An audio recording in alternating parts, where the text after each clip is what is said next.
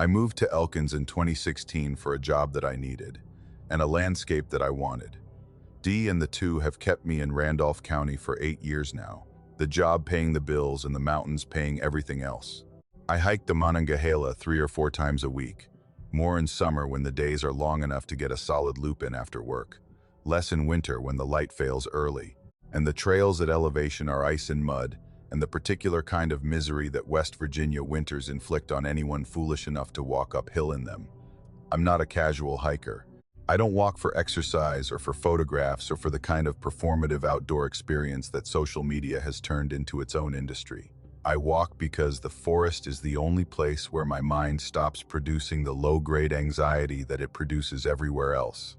The only environment where the noise in my head goes quiet, and the world becomes what it actually is, rather than what I'm afraid it might become.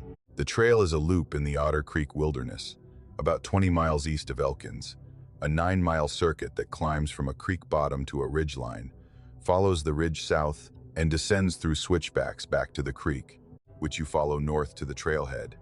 I've done this loop at least 30 times. I could walk it blindfolded, and on some mornings when the fog is thick enough to reduce visibility to 10 feet, I essentially do, navigating by the feel of the trail under my boots, and the sound of the creek, and the particular way the terrain shifts at each junction and turn.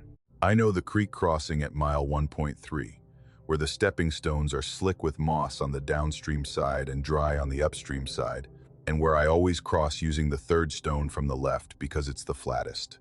I know the rock outcrop at mile 2.7, a shelf of sandstone that provides the only open view on the entire loop, the drainage spreading below in a carpet of green that turns to fire in October. I know the split oak at mile 4, a massive red oak that lightning or wind split vertically in 2018, the two halves leaning apart over the trail in an arch that looks deliberately constructed, as if someone had designed a gateway and used a tree to build it. The morning was a Saturday in late September. Clear sky, mid-50s, the first suggestion of fall in the understory where the maples were beginning to turn while the canopy held its green. I signed the trail register at 8:15, the way I always do, noting my name, the date, and my intended route. The lot had 4 other cars in it. A normal Saturday morning. The first 3 miles were unremarkable. Creek trail to the ridge, the steady climb that I've calibrated in my legs to the point where I know my position by the burn in my calves. The creek crossing was where it always was. The stepping stones were the same. The outcrop was the same shelf of sandstone, with the same view in the same flat spot where I always sit and drink water. The split oak was the same split oak, the two halves arching over the trail with the same gap between them, the bark darkened with age, the leaves on both sides beginning their annual transition. After the split oak, the trail should have curved west and descended through the switchbacks to the creek bottom. This is the point where the loop turns back on itself, the trajectory reversing from south to north, the elevation dropping steadily for about a mile until the trail meets the creek and the creek leads you home. I've walked this descent 30 times. I know the first switchback, where a root crosses the trail at ankle height and catches your boot if you're not paying attention. I know the second, where the grade eases and the forest shifts from oak hickory to hemlock, and the light changes from bright to filtered. The switchbacks weren't there. The trail continued south along the ridge, straight and level, through forest that was identical to the forest I'd been walking through for the last mile. Same trees, same blazes, the white rectangles painted on trunks at the correct intervals. Same trail surface, packed dirt with a scatter of gravel and leaves. The trail was the trail. It just wouldn't turn. I checked my watch. 3 hours. The descent should have started 20 minutes ago. I checked the GPS on my phone. The blue dot showed me on the ridge, approaching the point where the trail should curve west. According to the device, I was exactly where I was supposed to be, but the terrain in front of me was showing no sign of the curve or the descent. The trail went straight into forest that repeated itself, with an exactness that was beginning to feel less like familiarity and more like something else. I kept walking. The trail descended to a creek. I crossed on stepping stones, the same moss on the downstream side, the same dry surface on the third stone from the left. I was at the creek crossing, mile 1.3. The beginning of the loop. I'd walked 9 miles and arrived at the point where the first 3 miles start, as if the end of the trail had been sutured to the beginning without the seam that the trailhead represents. I climbed. The ridge again, the outcrop again. The sandstone shelf with the same view, the drainage below showing the same carpet of green with the same early color in the understory. The split oak again. The arch, the bark, the gap, the leaves beginning to turn. The trail continues south instead of curving west, the creek crossing again. The same stones. I was cycling. The trail was running the same 9-mile sequence on repeat, delivering me back to the creek crossing at the end of each cycle without ever passing through the trailhead, the way a loop of tape plays the same recording over and over, the end spliced to the beginning so seamlessly that the repetition has no interruption. Every landmark was correct. Every blaze was in the right position. The trail was accurate in every physical detail, except the one that mattered, which was that it wouldn't end. I walked the cycle 3 times. Each pass took about 2 hours, which was slightly faster than my normal pace. The anxiety of the situation converting to speed in the way that unease always accelerates movement. The creek, the ridge, the outcrop, the oak. The ridge continues south. The creek, the ridge, the outcrop, the oak, each cycle identical, each landmark in the same place, each blaze on the same tree. The forest was a photograph of itself, reprinted with perfect fidelity, the same image appearing again and again in a gallery with no exit. I stopped at the outcrop on the 4th pass. I was tired. 8 hours of walking on water and a granola bar, the deep, hollow fatigue that comes from sustained effort without adequate fuel. My legs were heavy. My feet hurt in the specific way that feet hurt when they've been in boots too long on terrain that's too hard. I sat on the sandstone ledge, and I looked at the drainage below, and I decided to stop walking. The decision wasn't strategic. I didn't reason that stopping might break the cycle. I stopped because I was tired, and because continuing to walk a trail that wouldn't end felt less like persistence and more like compliance, as if walking was what the trail wanted me to do. And doing what the trail wanted was the mechanism that kept the cycle running. I sat, and I drank the last of my water, and I waited. 20 minutes. The forest was quiet around me, normal quiet. The September sounds of wind and birds and the creek below are carrying on their business without reference to my situation. Nothing changed. Nothing signaled a shift. I sat on the rock, and the rock was the same, and the forest was the same. And the time passed the way time passes when you're sitting still and waiting for something you can't name. The wind came from the drainage, not a gust. A sustained, directional flow of air that rose from the creek bottom and climbed the slope with a deliberateness that felt less like weather and more like exhalation. It pressed against my face and filled my sinuses with a scent that didn't belong to the forest. Sweet, dense, old. The concentrated, cloying sweetness of flowers that have been standing in water past the point of freshness. The smell of lilies or roses that have crossed the line from fragrant to fermented. The particular olfactory signature of organic beauty in the process of becoming organic decay. The smell of a funeral arrangement on the 4th day. The smell of something alive and beautiful is now neither. The wind lasted about 30 seconds. It filled the hollow and pressed against the outcrop and saturated the air with its sweet rot scent, and then it passed, climbing the ridge behind me and dissipating into the canopy. When it was gone, the air felt different. Not cleaner, released. The way a room feels when someone who was holding their breath finally exhales, and the tension that their held breath was producing in the atmosphere dissolves, and the space returns to its natural state. I stood up. I walked. The trail descended from the outcrop the way it was supposed to, the switchbacks appearing in the correct order, the route at ankle height on the first turn, the hemlock transition on the second, the grade easing, and the elevation dropping, and the creek sound growing louder as I descended toward the bottom of the drainage. The trail reached the creek. It turned north. It followed the water toward the trailhead. The distance closed. The trail ended. The parking lot was empty. My car, a green Subaru, was the only vehicle in the lot.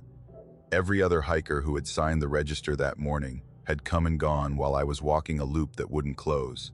The dashboard clock read 7:20. I'd left at 8:15 in the morning. 11 hours. 11 hours on a trail that takes 3, walking the same 9 miles at least 4 times, passing the same creek and the same outcrop and the same split oak with the same precision on every pass. The trail reproducing itself with a fidelity that left no room for doubt that I was on the right trail, and no explanation for why the right trail wouldn't bring me home. I checked my phone. The GPS track showed a straight line from the trailhead to the outcrop and back. 3 miles out, 3 miles back, 6 miles total. The track showed no ridge walk, no split oak, no repeated cycles, no 30-mile odyssey through the same 9-mile corridor. The device said I'd taken a walk to the outcrop and come back. My body said I'd walked for 11 hours and covered enough ground to have hiked from Elkins to the state line. One of them was wrong. The GPS was a machine that recorded what its sensors measured. My body was a machine that recorded what its muscles experienced, and the two machines disagreed with each other in a way that neither could resolve. I've hiked the loop since, 4 times. Each time it worked. 9 miles, 3 hours. The switchbacks descending where they're supposed to descend. The trailhead appearing where it's supposed to appear. The trail works. The loop closes. The walk ends, the way it's supposed to. The way it always did until the day it didn't. But I pause at the outcrop now. Every time. I sit on the sandstone ledge, and I look at the drainage, and I wait for the wind. Not because I want to smell the sweet rot scent again. Because I want to know if the wind is what opened the trail, or if the wind is what the trail produces when it's finished with you.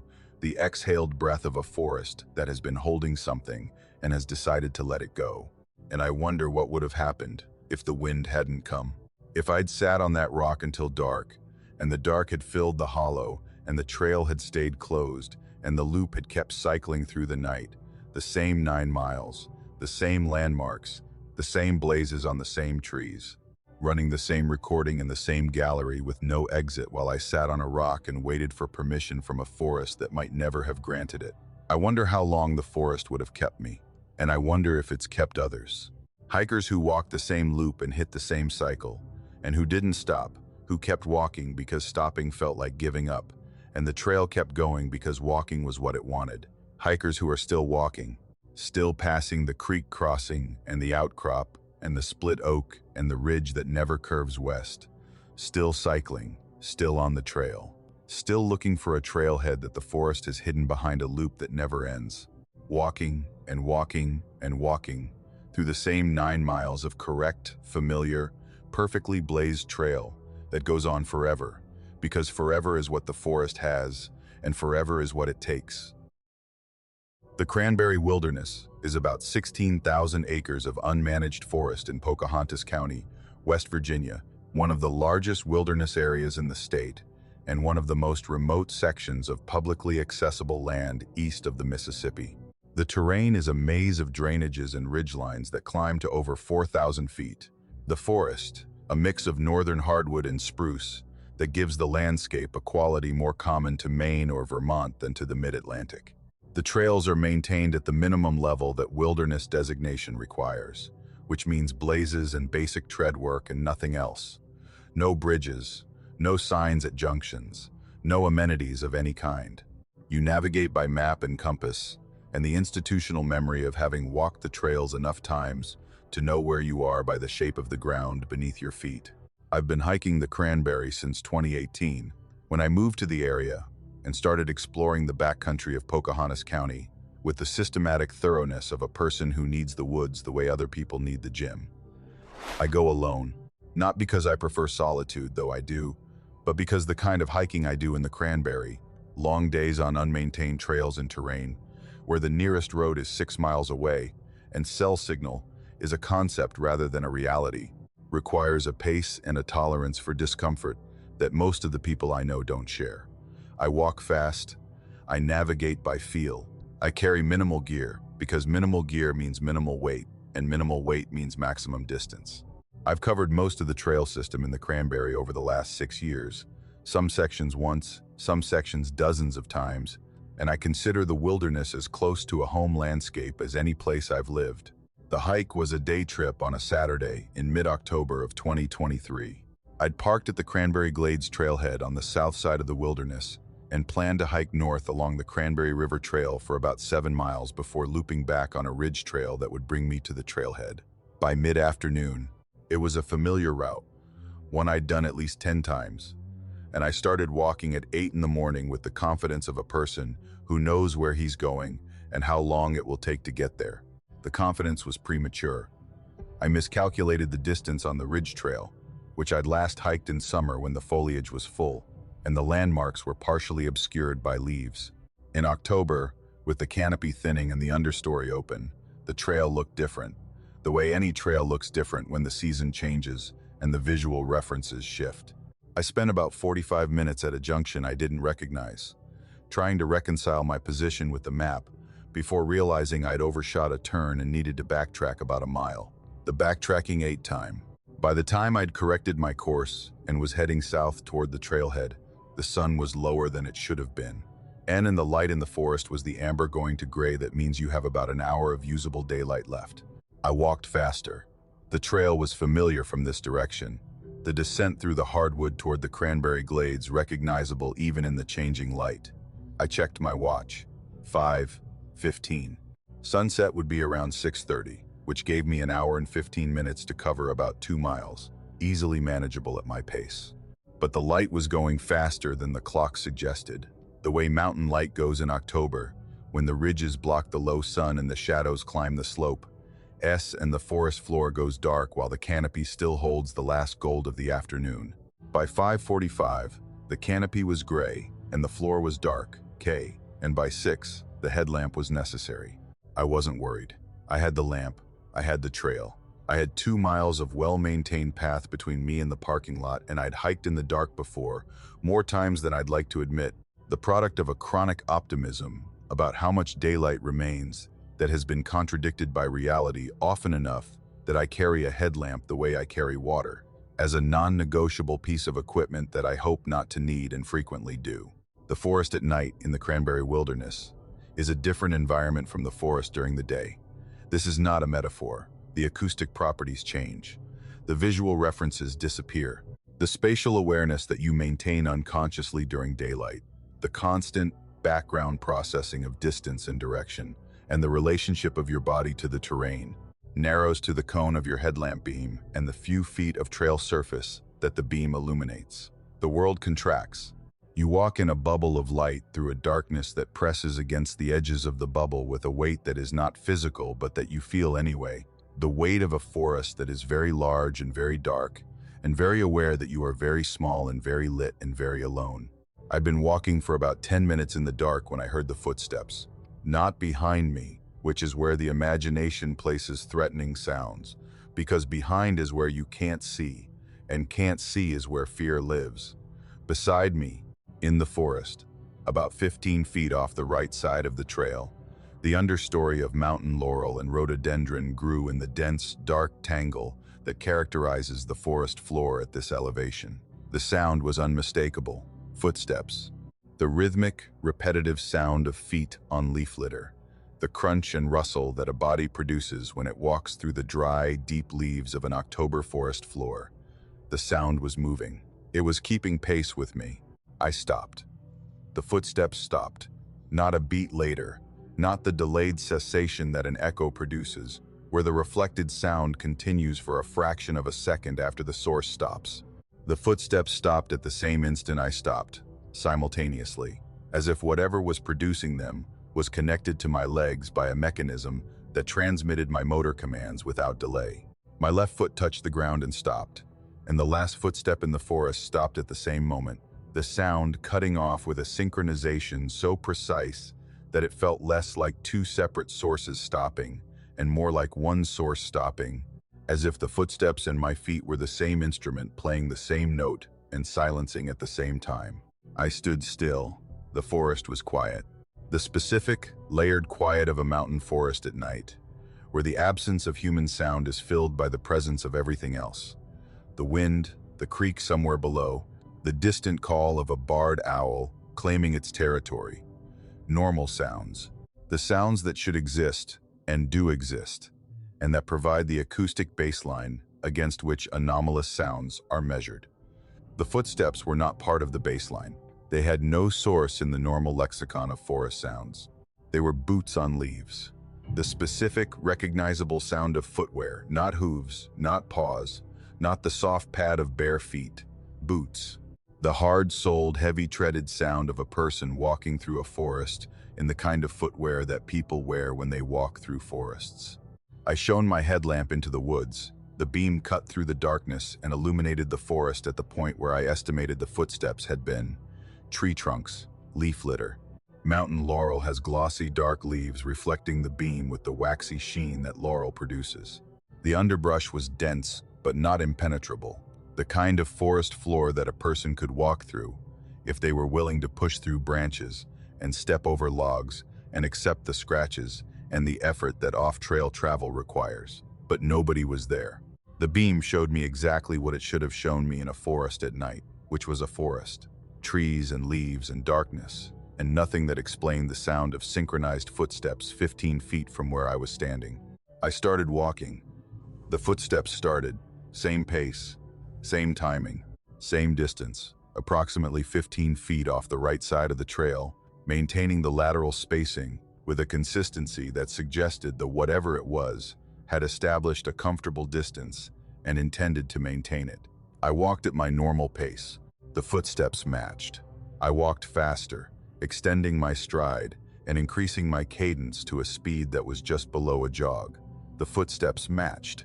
The crunch of leaves on both sides of the equation, mine on the packed dirt of the trail and theirs on the leaf litter of the forest floor, accelerate in tandem, the two sound sources maintaining their synchronization with a fidelity that goes beyond coincidence and into territory that the word mirroring barely covers. I stopped again, mid-stride, mid-step, the kind of abrupt, unannounced stop that a person makes when they're testing a hypothesis. My right foot was in the air when I stopped, the step incomplete, my body caught between one position and the next. The footsteps stopped at the same instant, not when my foot touched the ground, which is when the sound of a footstep is produced. When I stopped the motion of stepping, which is before the sound occurs. Whatever was beside me was not responding to the sound of my footsteps. It was responding to the movement. It was watching my body, not listening to my feet. It was mirroring my motion, not my noise. And it was doing so with a temporal precision that eliminated reaction time, the delay between stimulus and response that every living thing requires, the processing interval that means any mirrored action should lag behind the original by at least a fraction of a second. There was no lag. The footsteps in my feet were simultaneous, perfectly, exactly, impossibly simultaneous. I walked the remaining 2 miles to the trailhead. I didn't stop again. I didn't shine the lamp into the forest again. I walked at a steady pace, and I listened to the footsteps beside me, and the footsteps walked at a steady pace, and the two of us, me and whatever was pacing me through the October darkness of the cranberry wilderness, covered the distance in about 40 minutes, walking in a parallel tandem that should have been terrifying and was, instead, something I can only describe as intimate. The footsteps were close, 15 feet, close enough that on a quiet night in a forest with good acoustics, I could hear individual leaves crackling under the weight that was producing the sound.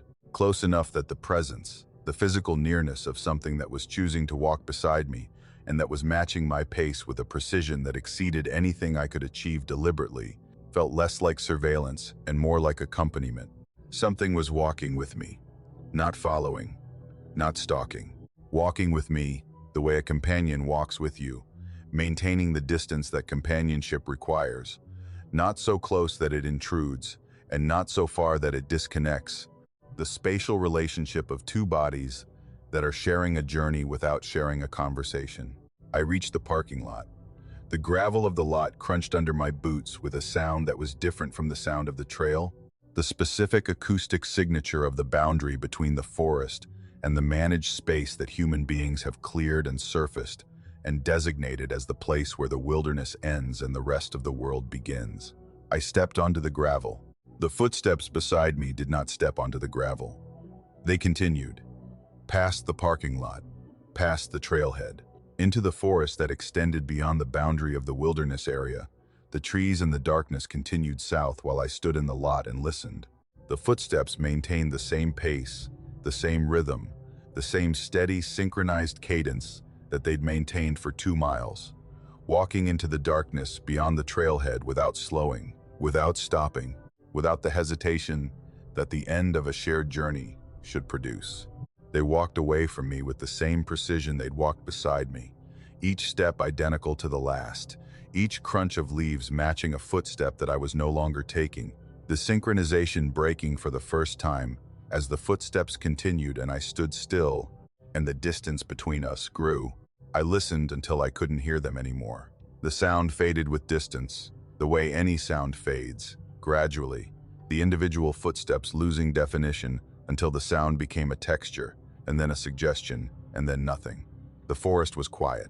The parking lot was dark. My car was the only vehicle in the lot.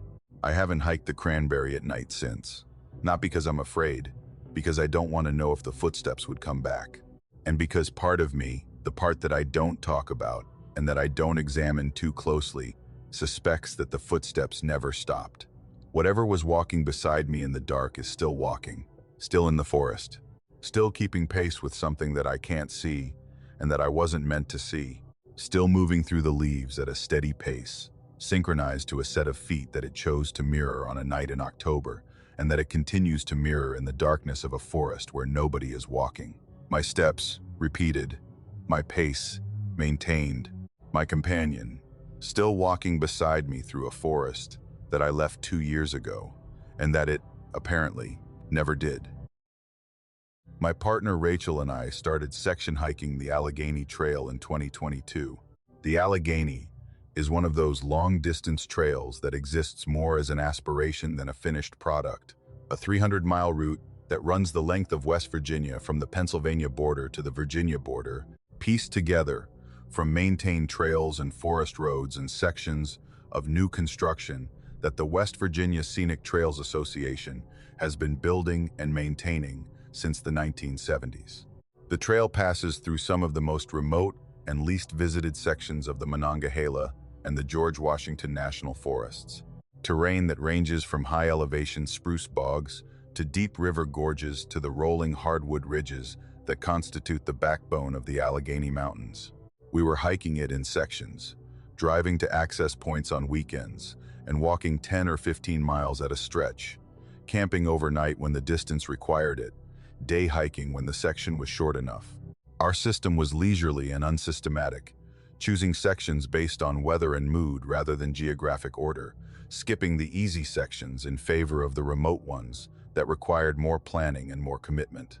By the fall of 2023, we'd covered about 120 miles of the trail, distributed across the state in a patchwork that a GPS track would show as a series of disconnected line segments rather than a continuous path. The section in Greenbrier County was one we'd been saving. It runs along a ridge south of Durban, about 12 miles of trail, through old-growth hardwood that the Forest Service considers some of the finest remaining timber in the state.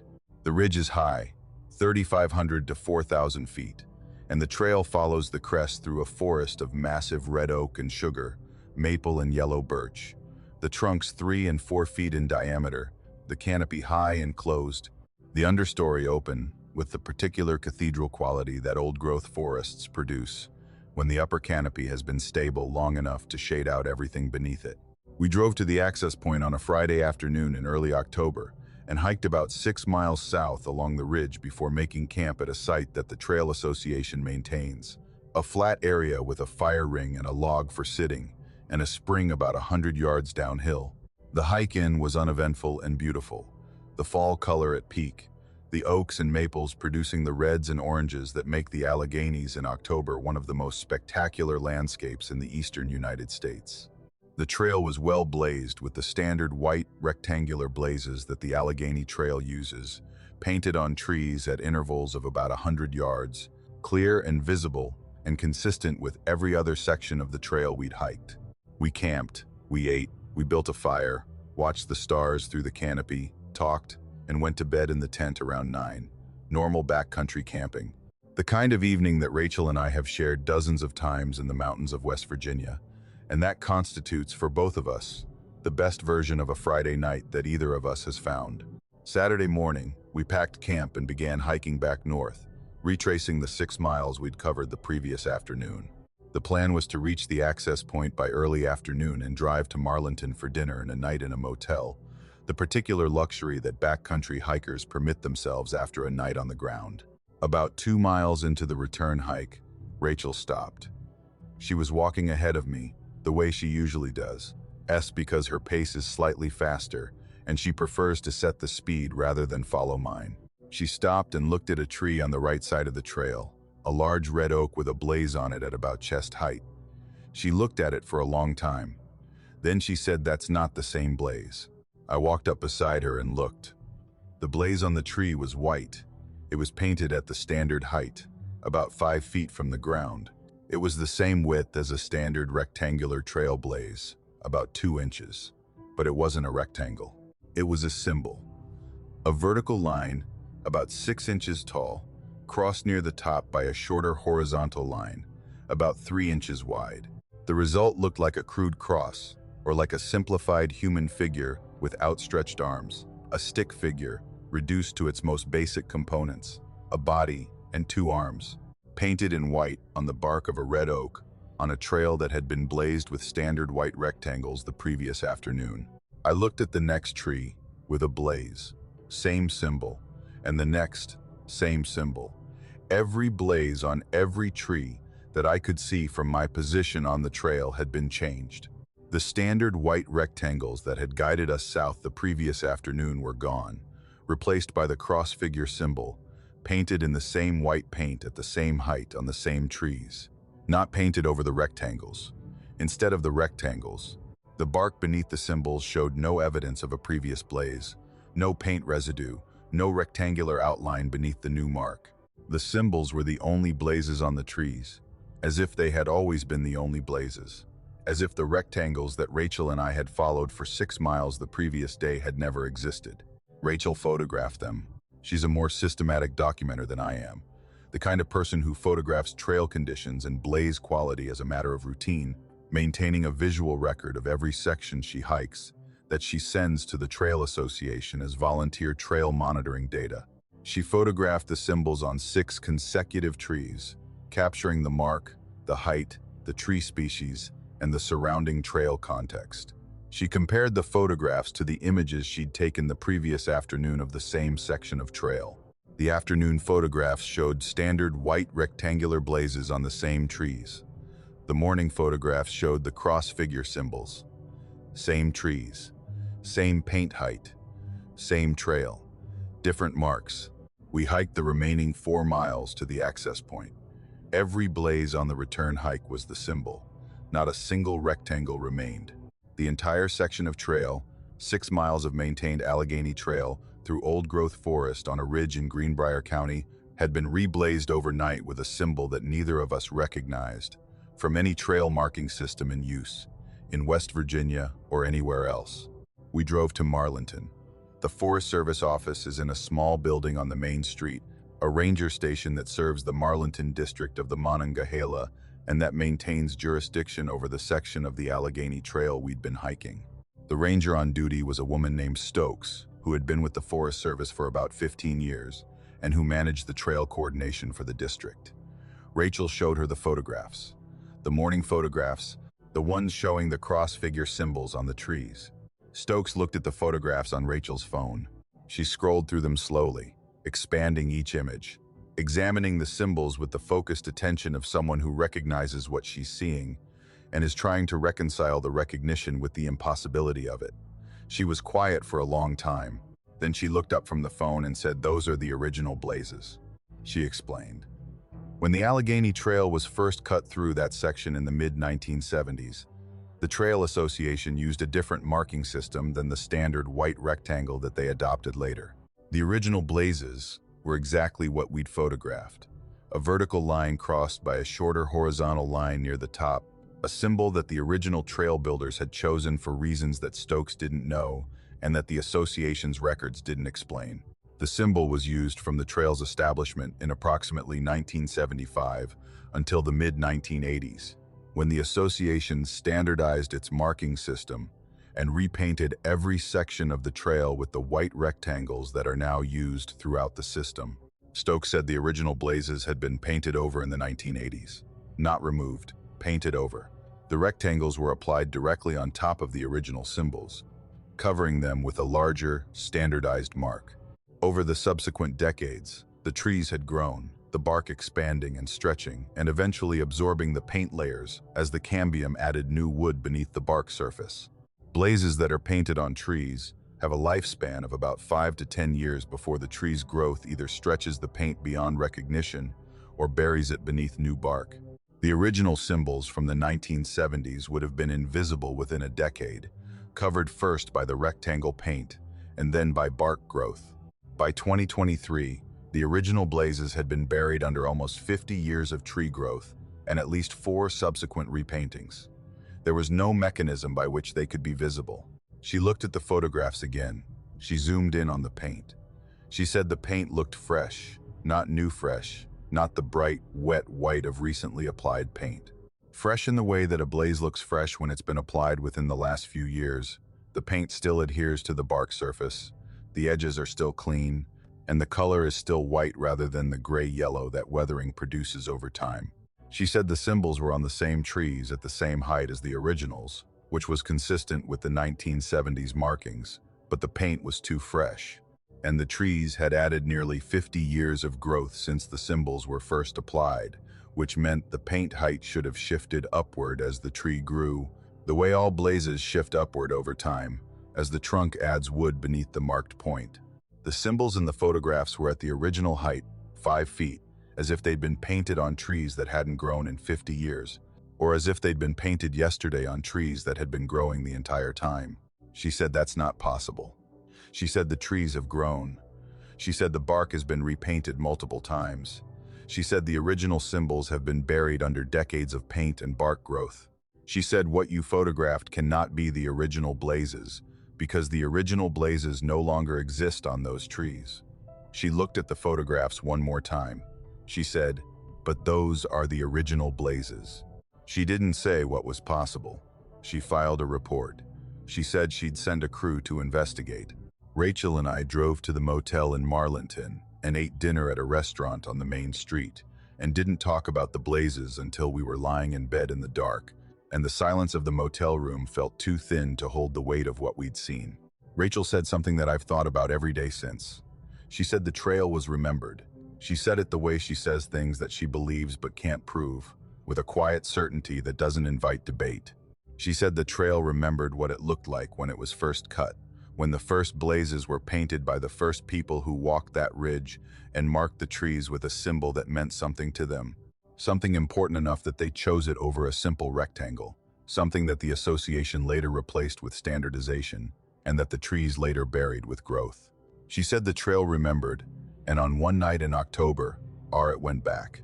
Not the whole trail, just the blazes, just the marks that the first hands had put on the first trees to say, this is the way, follow this. This is where the path goes. The trail went back to its original language, the language it was speaking before anyone told it to speak something else. I went back to that section 2 weeks later, alone. I hiked the 6 miles south along the Ridge A, and I looked at every tree that had a blaze on it. Standard white rectangles. Everyone. The symbols were gone. The trail had been reblazed, or the symbols had reverted, or whatever had happened on that October night had unhappened. The trail returning to its current language after a single night of speaking the old one. Stokes called me a week after that. She said the crew had inspected the section and found standard rectangular blazes in good condition on all marked trees. She said they'd found no evidence of the symbols.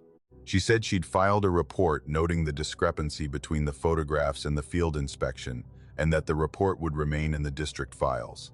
She said she didn't have an explanation. She said it in a way that told me she wasn't going to look for one. The photographs are on Rachel's phone. The symbols are clear. The paint is white. The trees are the same trees that now carry rectangles that look like they've been there for years. And somewhere in the file cabinet of the Marlinton Ranger Station, there's a report that documents a night when a 50-year-old trail in the Monongahela National Forest replaced its modern blazes with the original marks that its builders had painted in the 1970s, symbols that meant something that nobody alive remembers, and that the trail, apparently, has never forgotten. I run trails the way some people drive highways, as transportation between the version of myself that exists at the start and the better version that exists at the finish. I started trail running in graduate school at Virginia Tech, where the proximity of the Jefferson National Forest to campus meant that a person with running shoes and an hour of free time could be on a single-track trail within 15 minutes of leaving the library. The forest became my release valve, the place where the pressure of a doctoral program and the particular grinding anxiety of academic life could be converted into something physical, something measurable, something that ended with sweat and fatigue, and the quiet clarity that sustained effort produces in a mind that has been thinking too much and moving too little. I've been running the trails around Blacksburg for 9 years. I know them the way a commuter knows a highway system.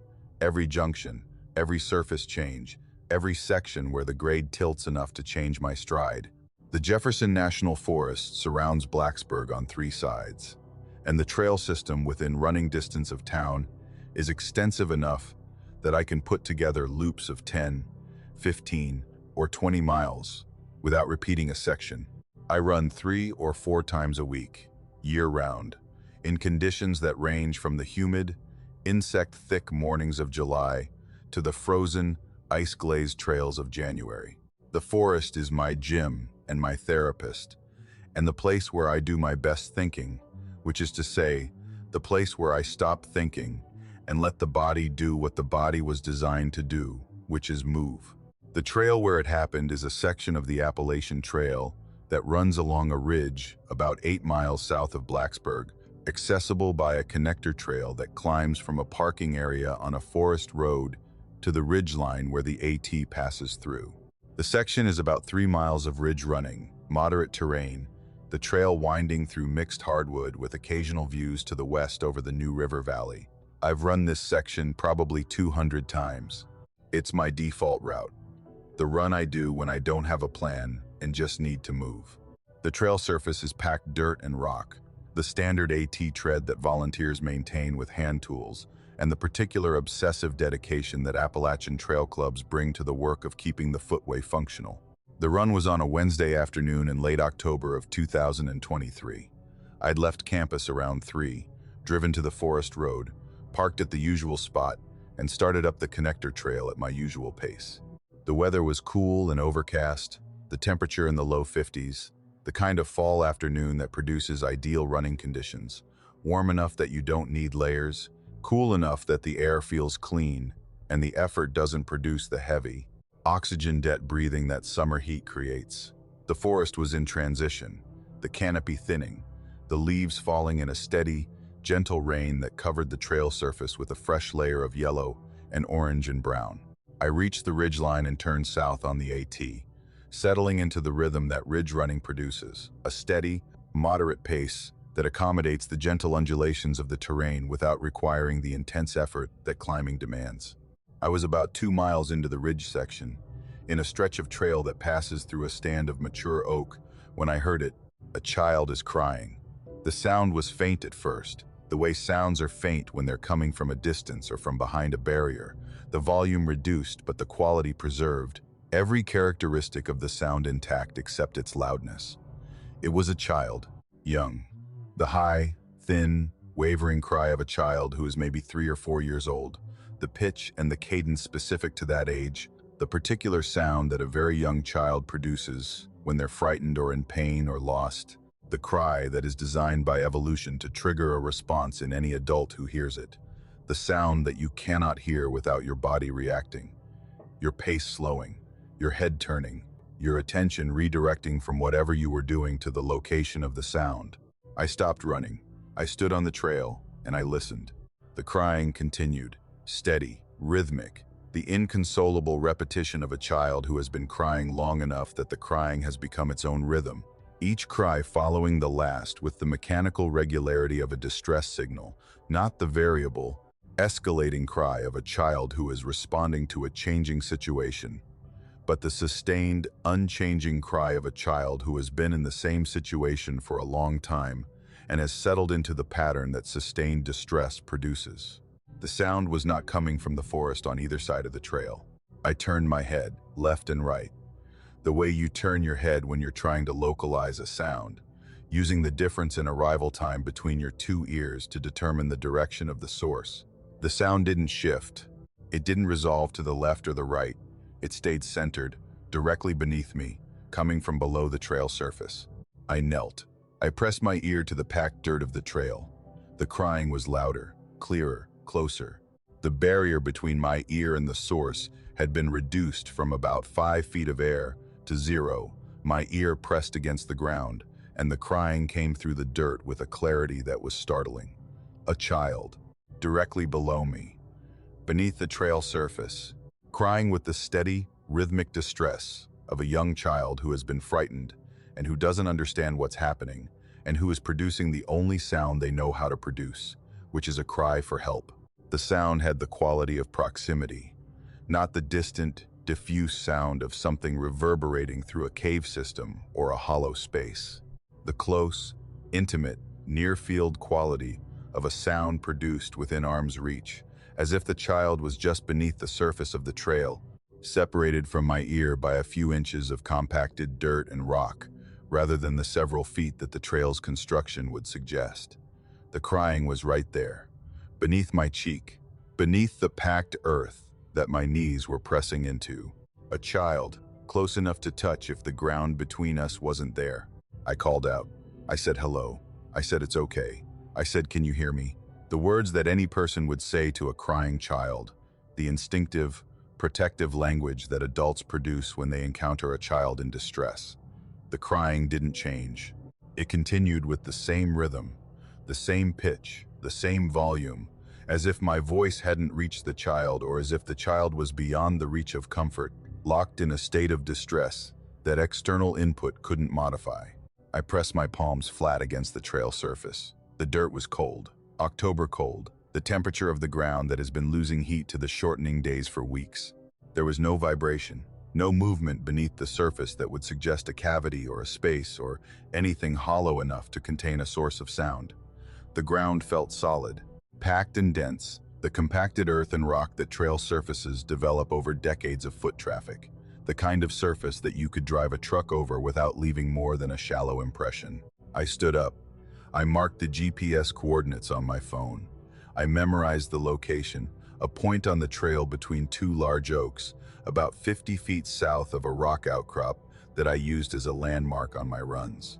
I turned around and I ran, not away from the sound, toward help.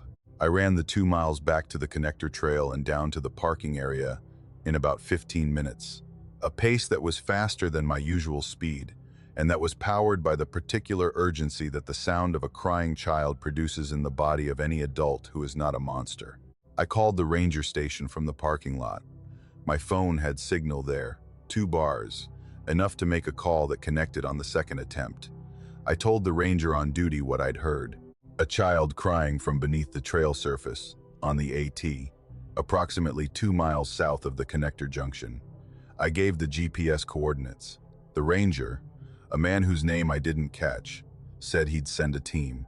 He said it with a tone I didn't recognize at the time, but that I've since identified as familiarity, the tone of a person who is hearing information they've heard before and who is responding with a procedure they've followed before. The team went out the next morning.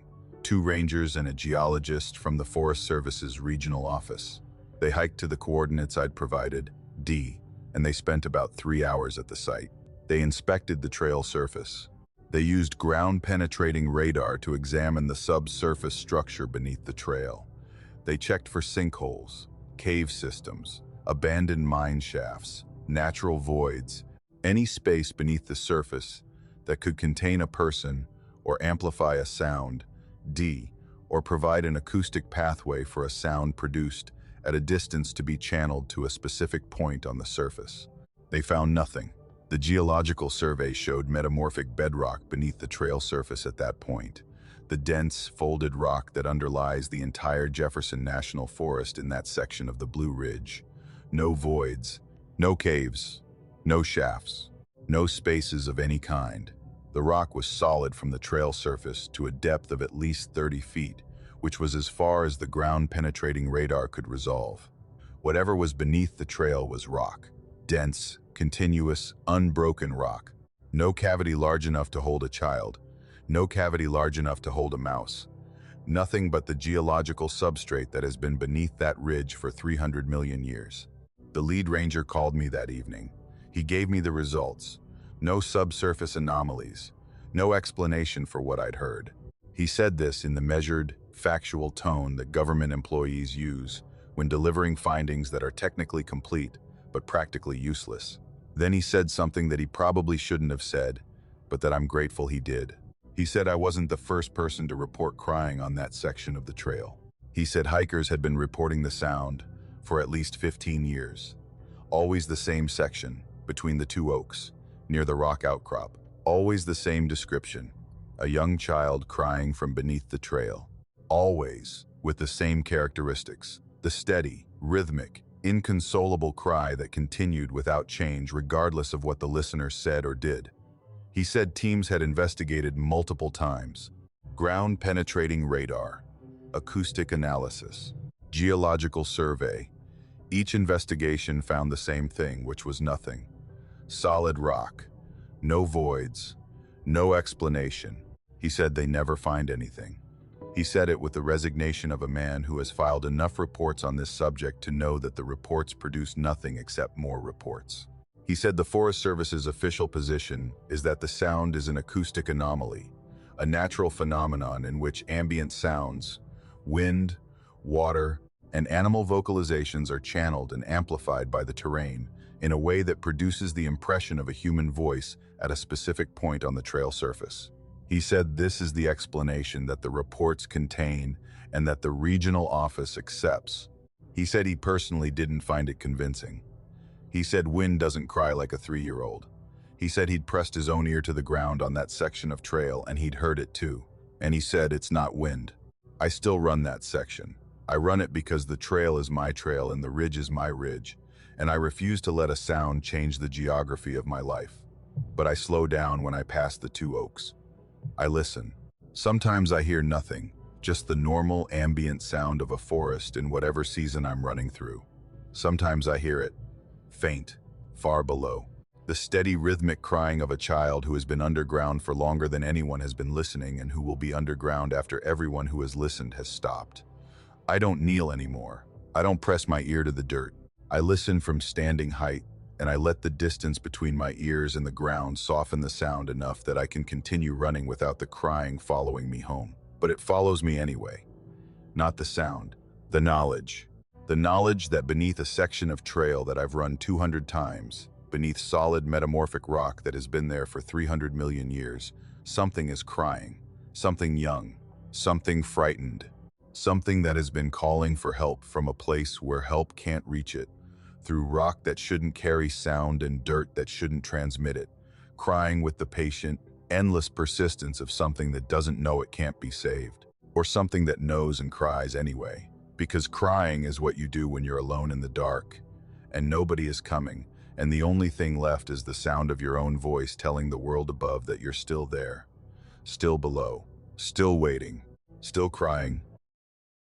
I hike the Pisgah National Forest year-round, including the months that most recreational hikers consider off-season, the gray, cold, stripped-down months of December and January and February, when the canopy is bare, and the understory is brown, and the trails are empty. Why in the forest reveals the architecture that summer hides. I prefer winter hiking to summer hiking, in the way that some people prefer black and white photographs to color, the reduction of information creating a clarity that abundance obscures. In winter, the forest is bones. The structure of the ridges, the drainages, and the creek systems is visible in a way that the full canopy of summer doesn't permit. You can see further. You can hear further. The acoustic properties of a leafless forest are different from those of a leafed one, the sounds traveling further and arriving cleaner, without the dampening effect that millions of leaves produce when they absorb and scatter the vibrations that move through the air. I was hiking a section of trail in the Shining Rock district of the Pisgah, about 15 miles south of Asheville, on a Monday morning in the second week of December 2023. The trail was an old logging road that had been converted to a hiking trail in the 1970s, a wide, gentle path that followed a creek upstream through a drainage that climbed from about 3,000 feet to just under 5,000. The trail was well maintained, the surface packed dirt and gravel, the kind of forest road that becomes a comfortable hiking trail when the vegetation softens the edges, and the canopy closes over the roadbed, and the passage of feet replaces the passage of trucks. The temperature at the trailhead was 22 degrees. I noted it on the thermometer that hangs from the trail register post, a small mercury tube in a plastic housing that the Forest Service installed to give hikers a reference point for conditions on the trail. 22 degrees. Cold enough that the puddles on the forest road were frozen solid, the ice thick enough to hold my weight without cracking. Cold enough that the leaf litter on the trail was stiff with frost, each leaf coated with a thin white layer of ice crystals that crunched under my boots with the particular sound that frozen leaves produce, a brittle, sharp crackle that is one of the defining sounds of winter hiking in the southern Appalachians. My breath was visible. Each exhalation produced a cloud of vapor that hung in the still, cold air for a moment before dissipating, the moisture from my lungs condensing in the 22-degree atmosphere with the efficiency that physics demands. My face was cold. My hands, in lightweight gloves, were cold. The tip of my nose was numb within the first half-mile. Normal December conditions for this elevation. Normal cold for a forest that has been losing heat to the shortening days since September, and that won't begin to warm again until March. About 3 miles in, approximately an hour and 15 minutes of steady hiking, the trail changed. The change was not gradual. It was not the progressive warming that occurs when you descend into a sheltered hollow where the cold air drains away. And the topography protects from wind. I've experienced that transition hundreds of times, and it follows a predictable pattern, a slow, incremental increase in temperature over a distance of maybe a quarter mile, the kind of change that you notice cumulatively rather than in a single moment. This was different. This was a step. One stride I was in December, the next stride I was not. The frozen ground became soft. Not soft in the way that mud is soft, yielding, and wet. Soft in the way that warm earth is soft. The ground temperature was high enough that the soil hadn't frozen, the surface giving slightly under my boot with the gentle compression that packed dirt produces when it's above 32 degrees and holding moisture in its liquid state.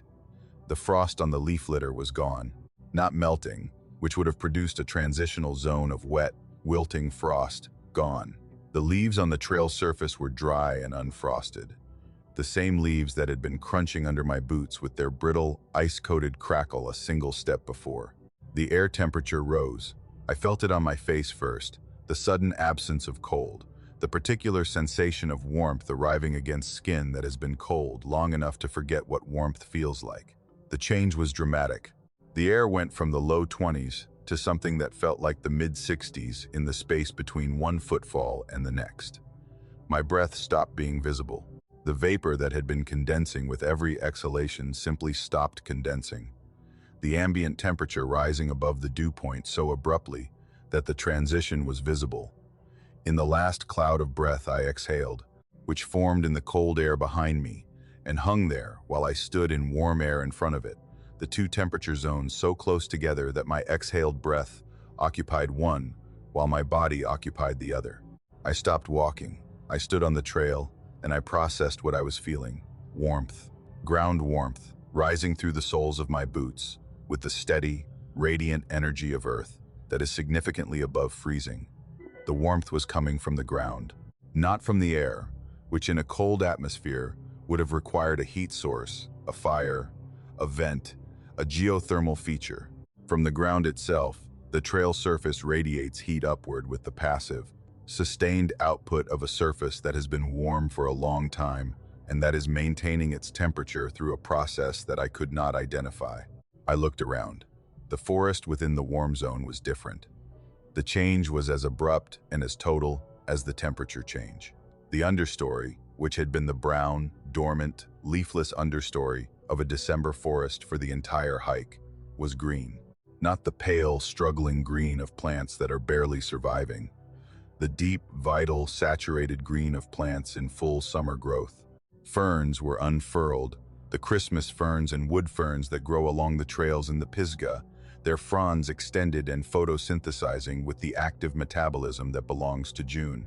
Moss was growing on the tree trunks and the rocks, with an intensity and a coverage that I associate with the wettest months of summer, the thick, vivid green that moss produces when moisture and warmth are both present in abundance. The leaf litter on the ground was decomposing at a rate that reflected warm weather biology, the leaves soft and dark and breaking down with the speed of organic matter in a warm, moist environment rather than the preserved, frozen-in-place state that December normally imposes. I looked up. The canopy above the warm section was bare. The trees, oak, hickory, and tulip poplar, had dropped their leaves the same way every other tree in the forest had dropped its leaves. The branches were bare and gray and winter naked. The warmth was not affecting the trees at the canopy level. It was affecting the ground, the understory, the soil, the surface plants, the moss, and the ferns are the components of the forest ecosystem that are closest to the earth and most responsive to ground temperature. The trees, whose roots were in the warm ground, but whose branches were in the cold air, were split between two seasons, their roots in summer and their crowns in winter, living in two climates simultaneously. I walked slowly through the warm section. It extended for about 200 feet, a corridor of warmth and green that ran along the trail in a strip roughly 10 feet wide, centered on the trail surface. The boundary between the warm zone and the cold zone was sharp, not a gradient, a line. I could stand with one foot in warmth and one in cold and feel the difference through my boots, the left foot on frozen ground and the right foot on warm ground, the two temperatures separated by maybe 6 inches of horizontal distance. The frost line, the edge where the frozen leaf litter met the unfrosted leaf litter, was as precise as if it had been drawn with a straight edge, a visible boundary that followed the edge of the warm zone, with a geometric regularity that nature does not typically produce. I walked the entire 200 feet. I stopped at the far boundary, the point where the warmth ended and the cold resumed. I put my hand on the ground. The earth on the warm side was warm, not hot, warm, maybe 65 degrees, the temperature of the soil in late spring. I moved my hand 6 inches to the right, across the boundary line. The earth on the cold side was frozen, 22 degrees. The difference under my palm was 43 degrees, across a distance of 6 inches. A temperature gradient so steep that no geological process I knew of could produce it, and no thermal anomaly I'd ever read about could explain it. I turned around and walked back through the warm section to the cold side. The warmth ended with the same abruptness it had begun, the cold air closing around me like water around a stone, the frost appearing on the leaf litter in front of me as if it had been waiting at the boundary for me to cross back. I looked behind me. The warm section was visible as a strip of green in the brown winter forest, a 200-foot corridor of summer in the middle of December, the ferns and the moss and the unfrosted ground forming a green band across the width of the trail that looked like a photograph from June pasted into a landscape from December. I took photographs. I recorded the GPS coordinates. I noted the temperature on my phone, which had a weather sensor that confirmed what my body was telling me. 64 degrees at the center of the warm section, 23 degrees at the boundary. I walked back through the section one more time, slowly, noting the details, the growth rate of the moss, the condition of the ferns, the softness of the soil, the absence of frost, the quality of the decomposition in the leaf litter. Everything was consistent with late spring or early summer. The biology within the warm section was operating on a seasonal schedule that was 6 months ahead of the forest around it. I hiked out, I drove to the ranger station, and I described what I'd found. The ranger on duty was a young woman who had been in the Pisgah for about 2 years. She listened politely and said she'd file a report and that someone would investigate. Her expression suggested she was filing the report for completeness, rather than because she expected the investigation to produce anything useful. I went back a week later. The trail was frozen. The entire trail, from the trailhead to the point where the warm section had been and beyond. 24 degrees. Frost on every leaf. The ground solid. The ferns are dormant, their fronds curled and brown. The moss is dull and dry. The warm section was gone. The 200 feet of summer that had been living in the middle of December was December now, cold and frozen and brown, indistinguishable from every other section of the trail. I've been back 4 times since, always in winter, always on cold days when the ground is frozen. N and the forest is dormant. T and the conditions are right, if right is the word, for whatever caused the warm section to appear. I've never found it again. The trail is consistently cold. The ground is consistently frozen. The forest is consistently December when December is what the calendar says. But I think about the boundary line, the 6 inches of horizontal distance across which the temperature changed by 43 degrees. The precision of that edge, the geometric regularity that separated the warm from the cold with a sharpness that looked engineered rather than natural. And I think about the ferns, unfurled and green and photosynthesizing in a world of frozen leaves and bare branches, growing as if June had never ended, as if the seasons that govern every other living thing in the Pisgah National Forest had been suspended within a 200-foot corridor of trail for reasons that the ground knows and the air doesn't, and the trees can't decide. E and the ferns don't question. And I wonder if the warm section is always there, not always visible, not always present in the way that December hikers can perceive, but always there, beneath the frozen surface, the way spring is always beneath winter, waiting for the conditions that will let it rise. And I wonder what those conditions are, and I wonder if the trail knows. And I wonder if the next time I hike that section in December, the frost will crack under my boots the way it always does, until the step when it doesn't. The step when the ground goes soft and the air goes warm and the ferns unfurl and the corridor opens. And I'm walking through June again, 200 feet of impossible summer in a forest that should be frozen, warm ground in a cold world, life in the middle of dormancy, the earth remembering a season it hasn't finished with, and refusing to let the calendar tell it otherwise. The Nantahala is the kind of forest that earns its name. The word is Cherokee, and it means land of the noonday sun, which sounds poetic until you understand the geography and realize it's a description, not a metaphor.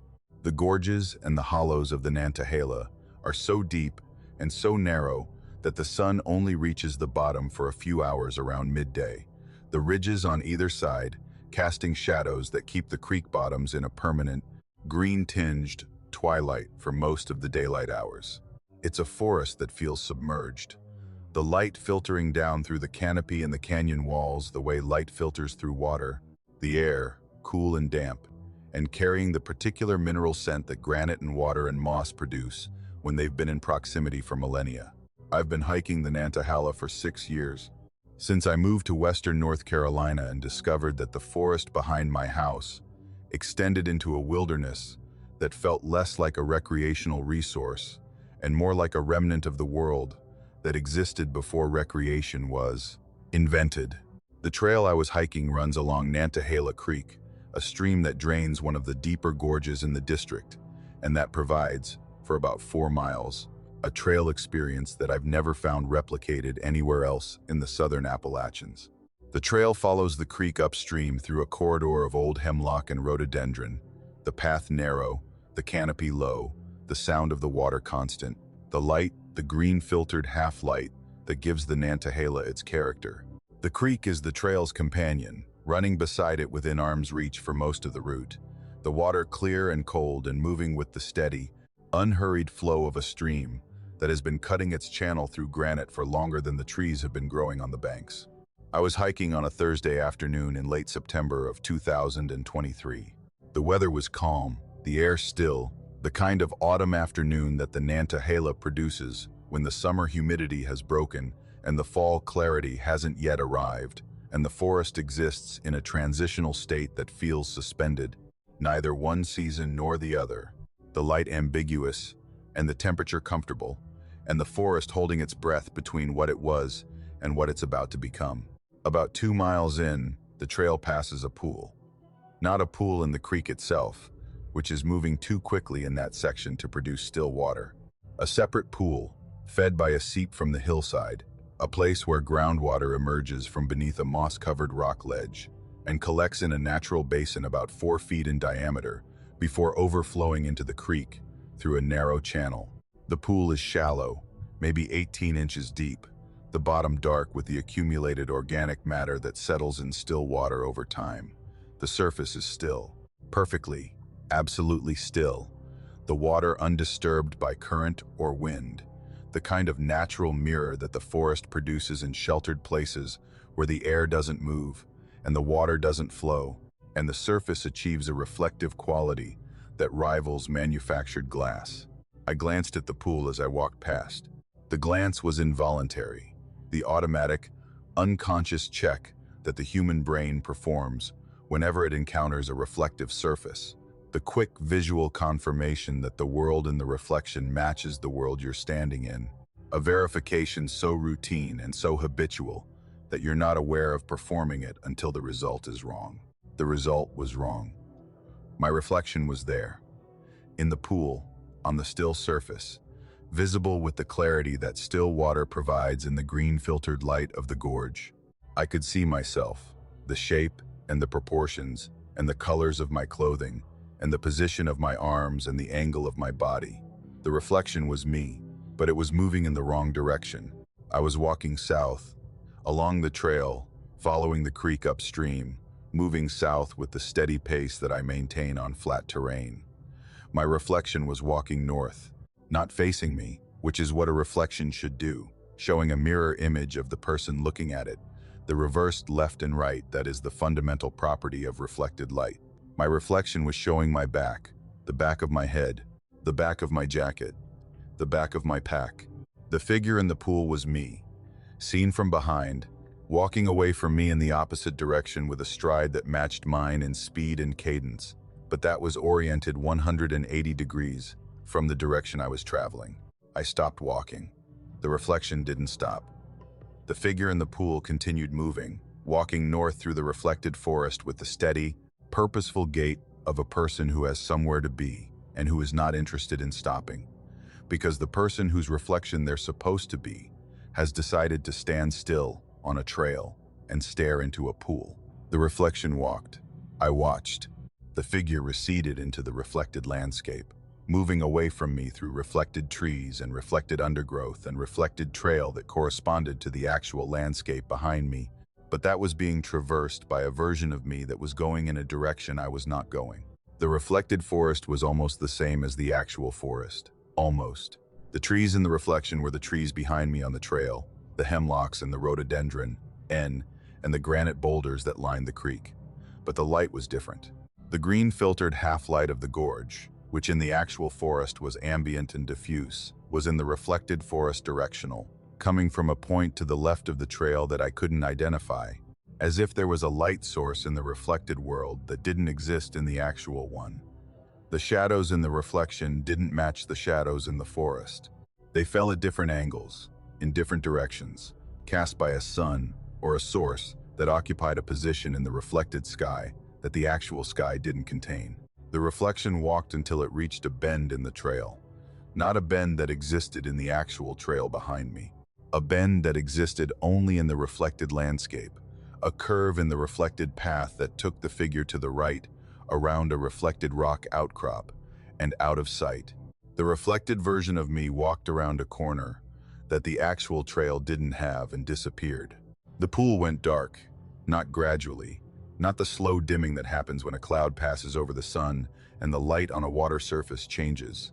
Instantly, the surface of the pool went from reflective to opaque in a single moment, the dark water absorbing whatever light had been reaching it and holding it below the surface, the way a closing eye absorbs light when the lid comes down. The pool was dark, the way a well is dark, the surface showing nothing, reflecting nothing, the water present but the mirror gone, as if the reflective property of the surface had been a temporary condition that had served its purpose and been withdrawn. I knelt beside the pool. I looked at the dark surface. My face should have been visible, the way any face is visible when you lean over still water and look down. But the water showed nothing. The surface was opaque, the dark organic layer on the bottom absorbing the light before it could bounce back. The pool transformed from a mirror to a void in the time it had taken my reflection to walk away and disappear around a corner that didn't exist. I put my hand in the water. It was cold.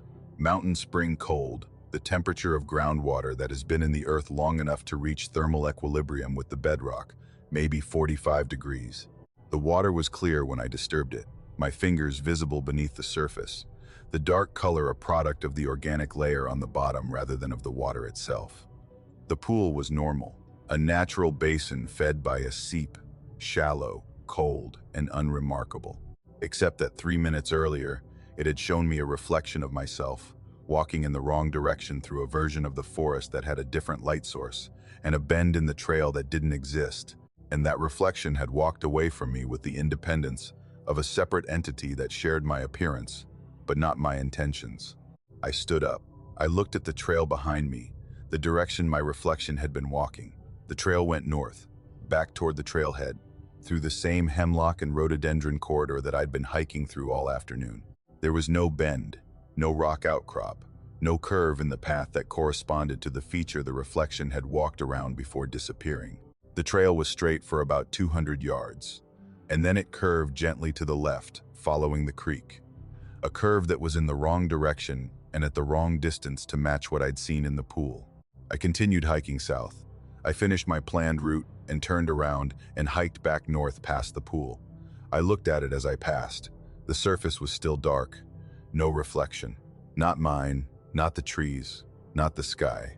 The pool was holding its darkness with the patient opacity of a surface that has decided not to show what's beneath it. I've walked past the pool a dozen times since that afternoon. Each time I stop, I look at the surface. Each time the water is dark, opaque, unreflective. My face doesn't appear. The trees don't appear. The sky doesn't appear. The pool has not produced a reflection of any kind. Since the afternoon, my reflection walked away from me and disappeared around a corner in a forest that exists in the water and not on the land. I've thought about what I saw.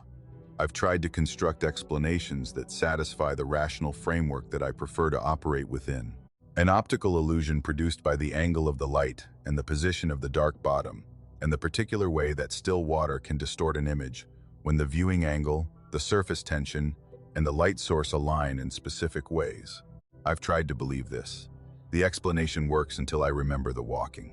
Until I remember that my reflection was moving independently of me, walking in a direction I wasn't walking, continuing to move after I stopped, proceeding with a purpose that I didn't share toward a destination I couldn't see. Optical illusions don't walk away from you. Optical illusions don't turn corners. Optical illusions don't disappear around bends and trails that the actual landscape doesn't contain. My reflection is left. That's the simplest way I can say it. The figure in the pool that should have been a copy of me, bound to my position and my movements by the laws of optics that govern every reflective surface in the physical world, decided to go somewhere else. It turned around. It walked away. It followed a trail that exists in the reflected world and not in mine. And it went around a corner and it didn't come back. And the pool, having released the only reflection it was holding, went dark, as if the reflection was what had been giving the surface its reflective quality, as if the ability of the water to show an image was dependent on having an image to show. And now that the image has left, the water has nothing to reflect, and nothing to show. And the surface is dark and will stay dark until something returns to it that is willing to be seen. I wonder where my reflection went. I wonder what trail it's walking, in what version of the Nantahala, under what light source that casts shadows at angles that the actual sun doesn't produce. I wonder if it's still walking, if it reached whatever destination it was heading toward, when it walked away from the pool and away from me.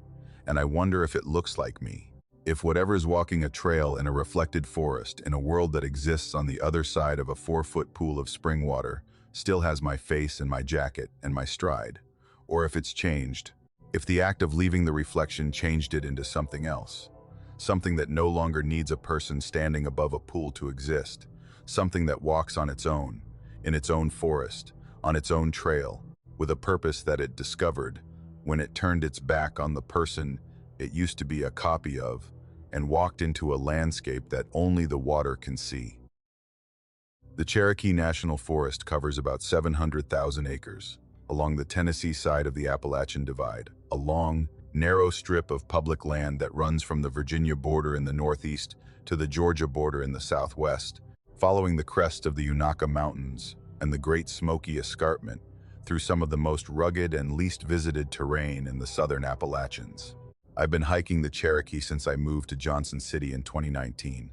drawn to it because it offers something that the more popular national parks and forests in the region don't, which is anonymity. Nobody knows you're in the Cherokee. Nobody is tracking your car at the trailhead or counting your footsteps on a managed path. You park at a pull-off on a forest road, and you walk into the trees. In the forest absorbs you the way water absorbs a stone, completely, without register. The trail I was hiking was unmaintained, which in the Cherokee means it exists on a map from the 1980s and hasn't been cleared or blazed since. The Forest Service maintains a network of trails in the Cherokee that it considers priority routes, the popular day hikes, the scenic loop, and the sections of long-distance trails that attract enough traffic to justify the expense of maintenance. Everything else is left to the forest and to the hikers who choose to walk paths that are slowly being reclaimed by the vegetation and the weather and the annual accumulation of deadfall that turns a clear trail into a suggestion, and then into a memory, and then into nothing. This particular trail ran along a creek in a drainage about 10 miles south of Irwin, a narrow valley between two ridges that the forest road accessed from the west. The trailhead, if you could call it that, was a wide spot on the forest road, where a culvert carried the creek beneath the roadbed and a faint path descended the bank on the downstream side and followed the water into the trees. The trail was maybe 4 miles long, according to the old map, following the creek to its headwaters in a saddle between the ridges. I'd hiked it once before, about a year earlier, and found it passable but challenging, the tread obscured by leaves and deadfall. The blazes faded to ghosts on trees that had grown enough bark since the last painting to nearly absorb the marks. I hiked in on a Saturday morning in mid-November of 2023. The weather was cold and overcast, the temperature in the upper 30s, the kind of November morning that the Cherokee produces with the particular gray, heavy skied gravity that makes every ridge look like it's pressing down against the valley and every hollow look like it's filling with something denser than air. The creek was running low, the November drought reducing the flow to a trickle that threaded between the rocks and the exposed roots of the hemlocks that lined the banks. The trail followed the creek upstream on the left bank, the path barely visible beneath the leaf litter, the route determined more by the terrain than by any remaining trace of construction. About 2 miles in, I found the bridge. It was standing across the trail in a section of the drainage where the valley floor was flat and wide, maybe 100 feet across, the creek running through the center, and the trail paralleling it on the left bank about 30 feet from the water. The bridge was a standard Forest Service trail bridge, the kind of structure I've crossed hundreds of times in the southern Appalachians. Wooden plank deck, about 12 feet long and 4 feet wide, laid across 2 log stringers that spanned the width of whatever the bridge was intended to cross. The planks were pressure-treated lumber, the green-tinted wood that the Forest Service uses for structures that will be exposed to moisture. The stringers were peeled logs, maybe 10 inches in diameter, the bark removed, and the wood treated with the same preservative. The approaches were graded, the trail surface sloping up to meet the bridge deck on both sides with the smooth, intentional grade that construction crews build when they're installing a crossing structure. The bridge was in good condition, not new, but well maintained. The planks are solid, the stringers sound, the overall structure showing the kind of preservation that pressure-treated lumber achieves when it's been installed properly and hasn't been subjected to unusual stress. It looked like it had been there for maybe 10 or 15 years. The wood weathered to the gray-green patina that treated lumber develops over time, but still structurally sound, still performing the function it was designed to perform. Except it was performing the function over nothing. The bridge crossed dry ground, flat, packed dirt, the same trail surface that existed on both sides of the structure, continuous and unbroken, passing beneath the bridge without any interruption. No creek, no drainage, no depression, no erosion channel, no feature of any kind that would justify a crossing structure at this location. The ground beneath the bridge was level with the ground on either side, the trail surface running beneath the stringers with the uninterrupted continuity of terrain that has never been cut by water. I stopped and looked at the bridge the way you look at any object that is where it shouldn't be, with the focused, evaluative attention that anomaly produces in a mind accustomed to pattern. I walked to the edge of the bridge and looked at the approach. The grade was well built, the trail surface rising about 6 inches to meet the deck level, the transition smooth and intentional. The construction was professional. Somebody had surveyed this location, selected it for a bridge, graded the approaches, installed the stringers, and laid the planks with the skill and the equipment that Forest Service trail crews bring to infrastructure projects. They had done all of this at a point on the trail where there was nothing to cross. I walked under the bridge. The clearance was about 2 feet, enough to crawl beneath the structure on hands and knees, which I did, wanting to see the underside of the planks and the construction of the stringers. The underside was damp, not wet, not dripping, but damp. The wood showing the dark, moisture-saturated color that lumber acquires when it's been exposed to high humidity for a long time, the kind of dampness that the underside of a bridge develops when there's water beneath it, when the evaporation from a creek rises and condenses on the underside of the structure and keeps the wood perpetually moist. But there was no water. The ground beneath the bridge was dry, the same packed dirt as the trail, dry and firm, the surface showing no evidence of moisture, no mud, no dark coloring that wet soil produces, no standing water, no flowing water, no water at any point beneath the bridge or within 10 feet of it in any direction. The dampness on the underside of the planks had no source. It existed in contradiction to the conditions beneath it. Moisture without water, condensation without evaporation, dampness in a place where the physics of dampness required something that wasn't there. I crawled back out, stood up, and walked across the bridge. My footsteps on the planks made a sound, the hollow, resonant sound that wooden bridges produce when there's space beneath them, the particular acoustic quality that comes from a plank deck suspended over an open gap, the sound that tells your ears there's air below the surface you're walking on. The bridge sounded like a bridge over water. It rang with each footstep the way trail bridges ring when the creek is running beneath them, and the air gap between the water and the planks creates a resonant chamber that amplifies the impact of boots on wood. But the air gap was 2 feet of dry dirt. The resonance should have been dampened. The sound should have been dull, flat, the unremarkable thud of wood on packed earth. Instead, the bridge sang. Each footstep produced a tone that traveled through the stringers and into the ground, and that came back with the overtones and the sustain of a structure that was doing what it was designed to do, spanning water and carrying people across it. I stood on the bridge. And I looked down through the gaps between the planks. Dry ground, packed dirt, a few dead leaves. Nothing explained the dampness on the underside, or the resonance of the footsteps, or the reason someone had built a 12-foot bridge over a section of trail that was flat and dry and featureless. I hiked out. I drove home to Johnson City, and I thought about the bridge. And I didn't come to any conclusion. And the following Saturday, I drove back to the same forest road and parked at the same pull-off and hiked the same creek trail to the same point, approximately 2 miles from the trailhead. The bridge was gone. The trail was unbroken.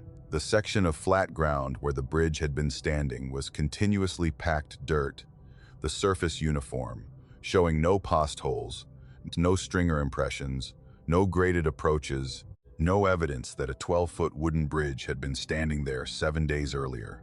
The trail passed through the location without interruption, as if the bridge had never existed, as if the structure I'd walked across and crawled under and listened to had been extracted from the landscape without leaving a trace of its presence. But the ground was wet. The section of trail where the bridge had been was saturated, the packed dirt dark with moisture, the surface soft and yielding under my boots, with the squish of ground that has been exposed to water for a long time. Not puddles. Not standing water. Saturated soil, the kind of wetness that develops when a creek runs through a location, season after season, year after year. The water permeates the dirt and the substrate beneath it until the ground itself becomes a medium for water rather than a barrier to it.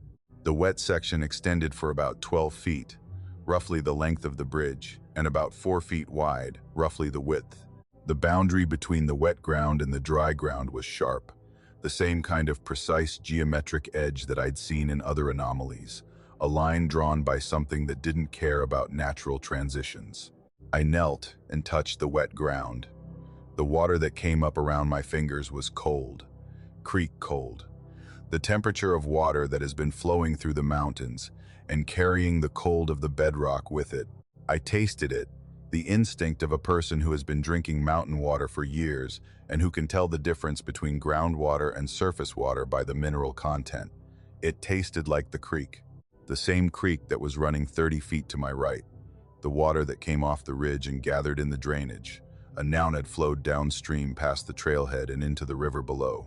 The water in the ground where the bridge had been was creek water, as if the creek had been flowing through this point on the trail at some time, if not now.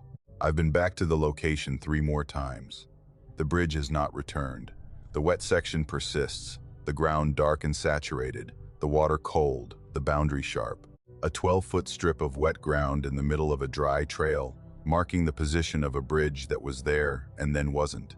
A bridge that crossed nothing and is gone, and that left behind the only evidence of its purpose, which was water. Water that wasn't there when the bridge was, and that appeared when the bridge disappeared.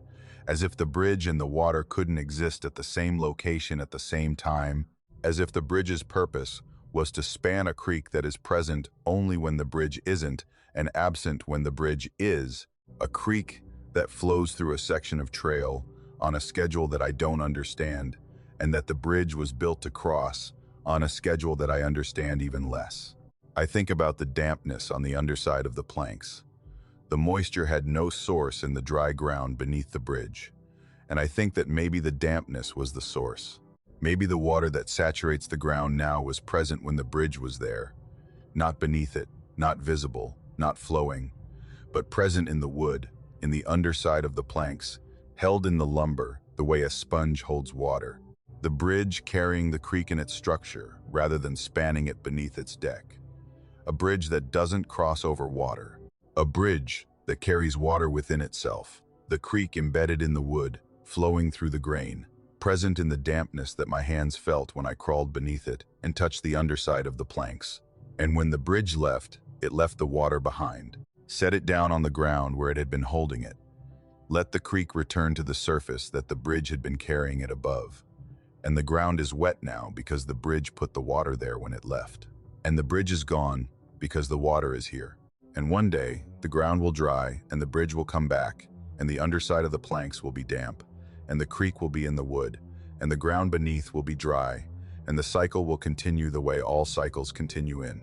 These mountains, the water and the wood and the trail and the bridge, all doing what they've been doing since before anyone built a path along this creek, and long after the path is gone, and the forest has reclaimed the ground, and the only thing left is the water flowing through the valley the way it always has. Sometimes in the creek and sometimes in the ground, and sometimes, for reasons that the mountains know and the maps don't, in the wood of a bridge that crosses nothing and spans everything, and disappears when its work is done. I walk the same trail 3 times a week, and have been walking it for 7 years.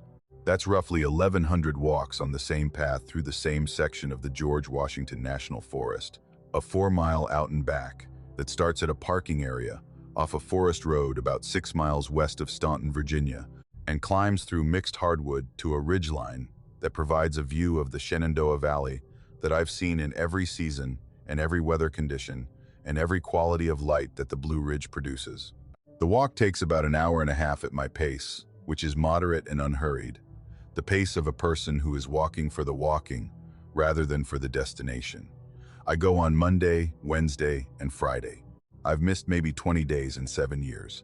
The absence is distributed across illness, travel, and the occasional ice storm that makes the forest road impassable. The walk is not a recreation. It's maintenance.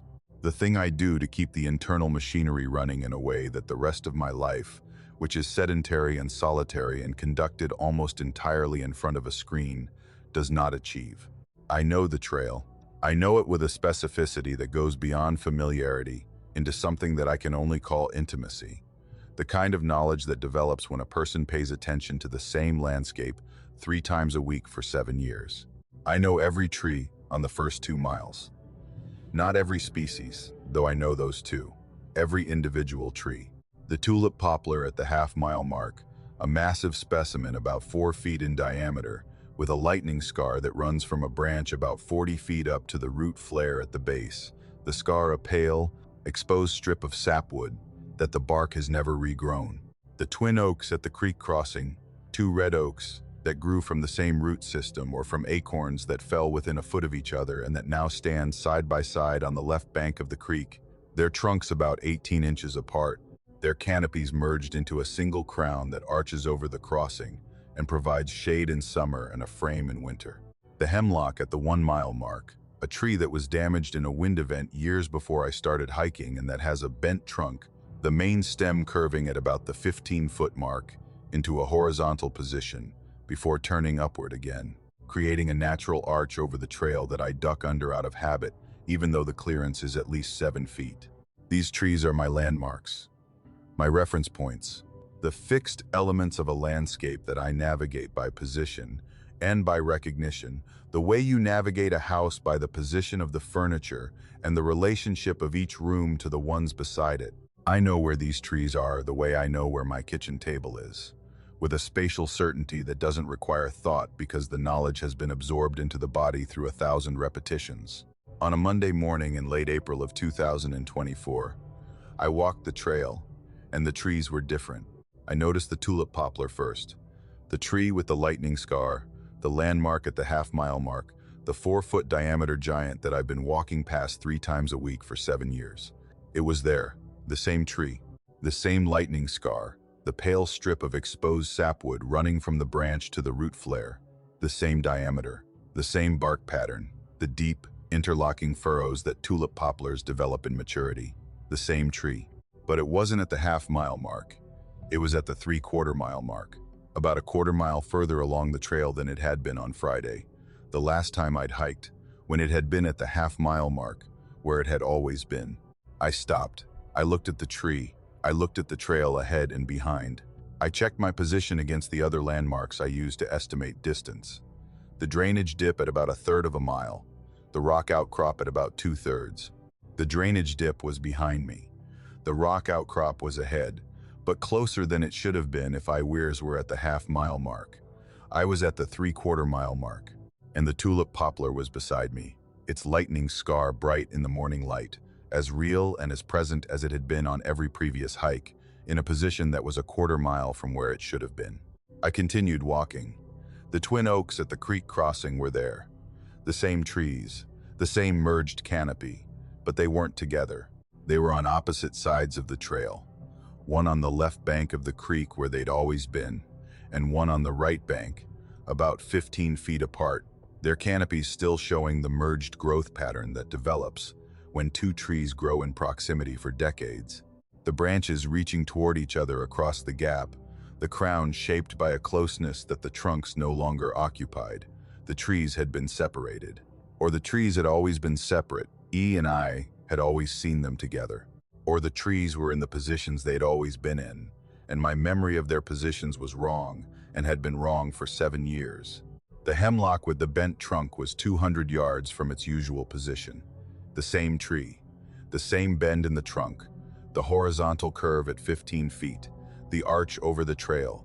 But the trail it was arching over was a section of trail that it had never been near, a point about 200 yards south of the 1-mile mark where I'd been ducking under it since 2017. The hemlock was in the forest, the way a couch is in a room, present and recognizable and utterly wrong in its placement. Like walking into your living room and finding the couch against the wrong wall. The same couch, the same fabric, the same cushions, but in a position that your spatial memory rejects because the couch belongs somewhere else. Every tree I knew was present. Every tree I knew was in a different position. The forest had the same inventory but a different layout. The same pieces arranged in a different configuration, as if someone or something had disassembled the first 2 miles of trail during the weekend and reassembled them, using all the same components but a different plan.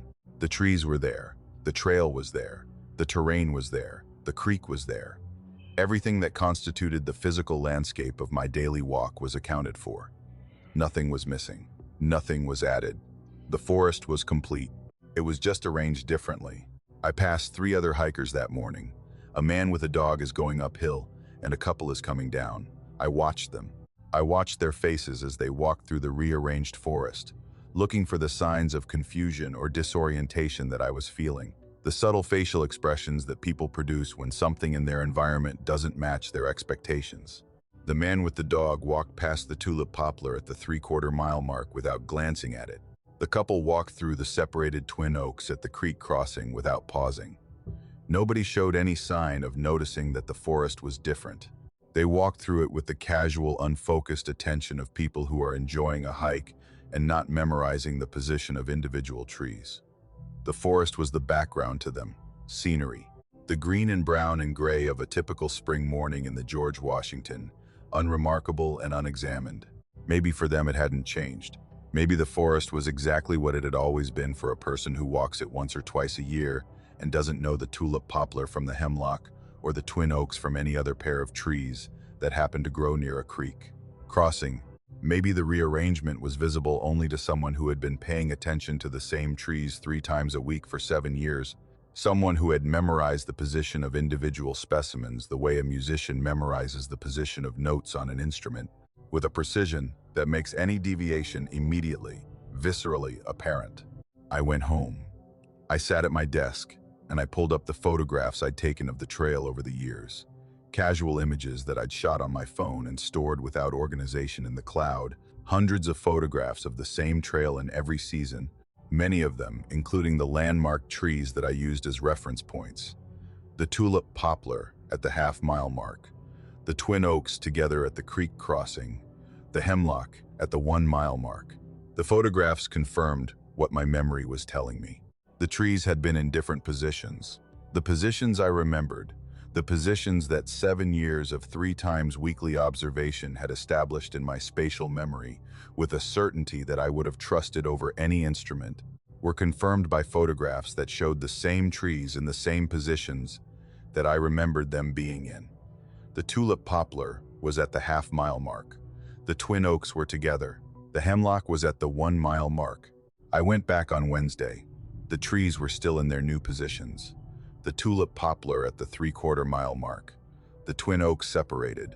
The hemlock was displaced by 200 yards. The rearrangement was persistent, not a one-day anomaly, not a hallucination that corrected itself with sleep and perspective. The forest was in its new configuration, and it stayed there.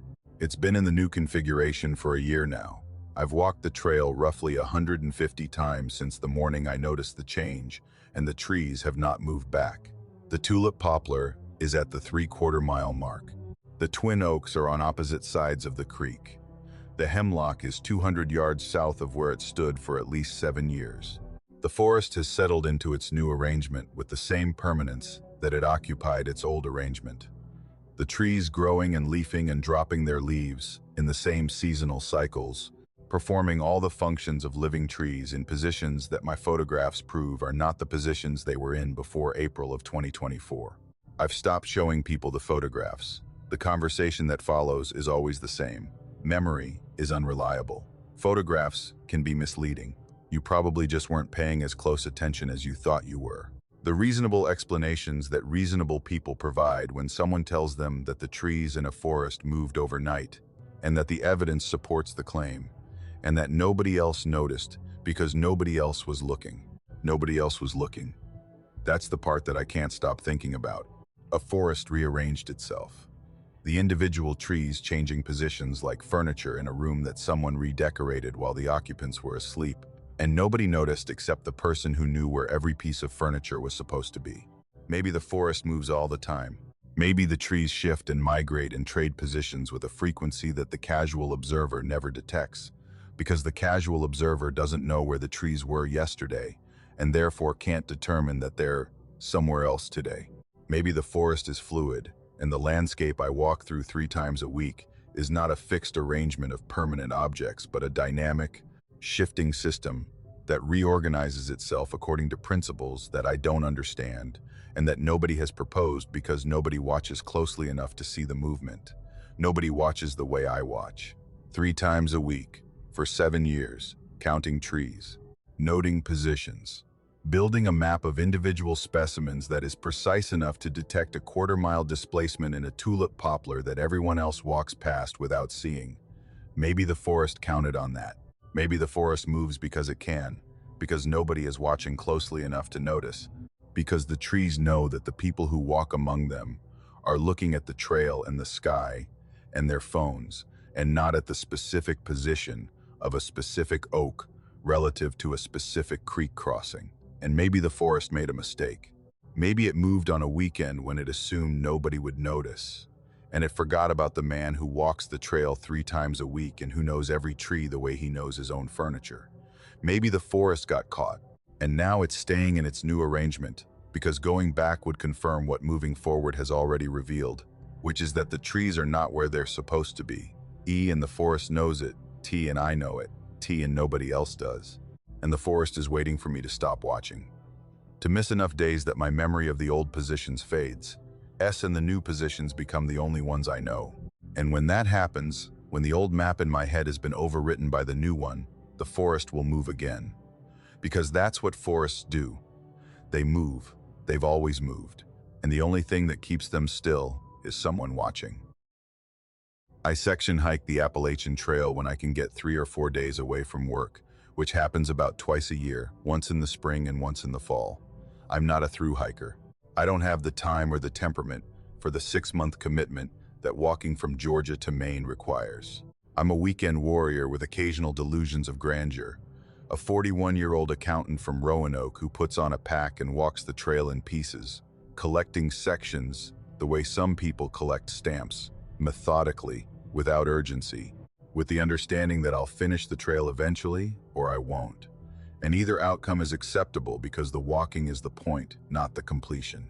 The section I was hiking was in Southwest Virginia, a 3-day stretch from Partnership Shelter near Marion to the Damascus Trailhead, about 40 miles of trail that crosses some of the highest terrain on the AT in Virginia, the ridgelines of the Iron Mountains and the Mount Rogers Highlands, where the trail climbs above 5,000 feet, and the spruce fir forest gives the landscape a character that feels more like New England than the Mid-Atlantic. I'd been planning the hike for months, arranging the logistics of car placement and resupply, and the particular kind of scheduling that section hiking requires. The coordination of a starting point and an ending point that are 40 miles apart and that require 2 vehicles or a shuttle service or a very understanding friend to manage. I started walking on a Thursday morning in late October, the weather clear and cold, the temperature in the high 30s at the trailhead, the kind of fall morning that the Virginia Highlands produce, with a clarity that makes every view look like a photograph and every breath feel like a drink of water.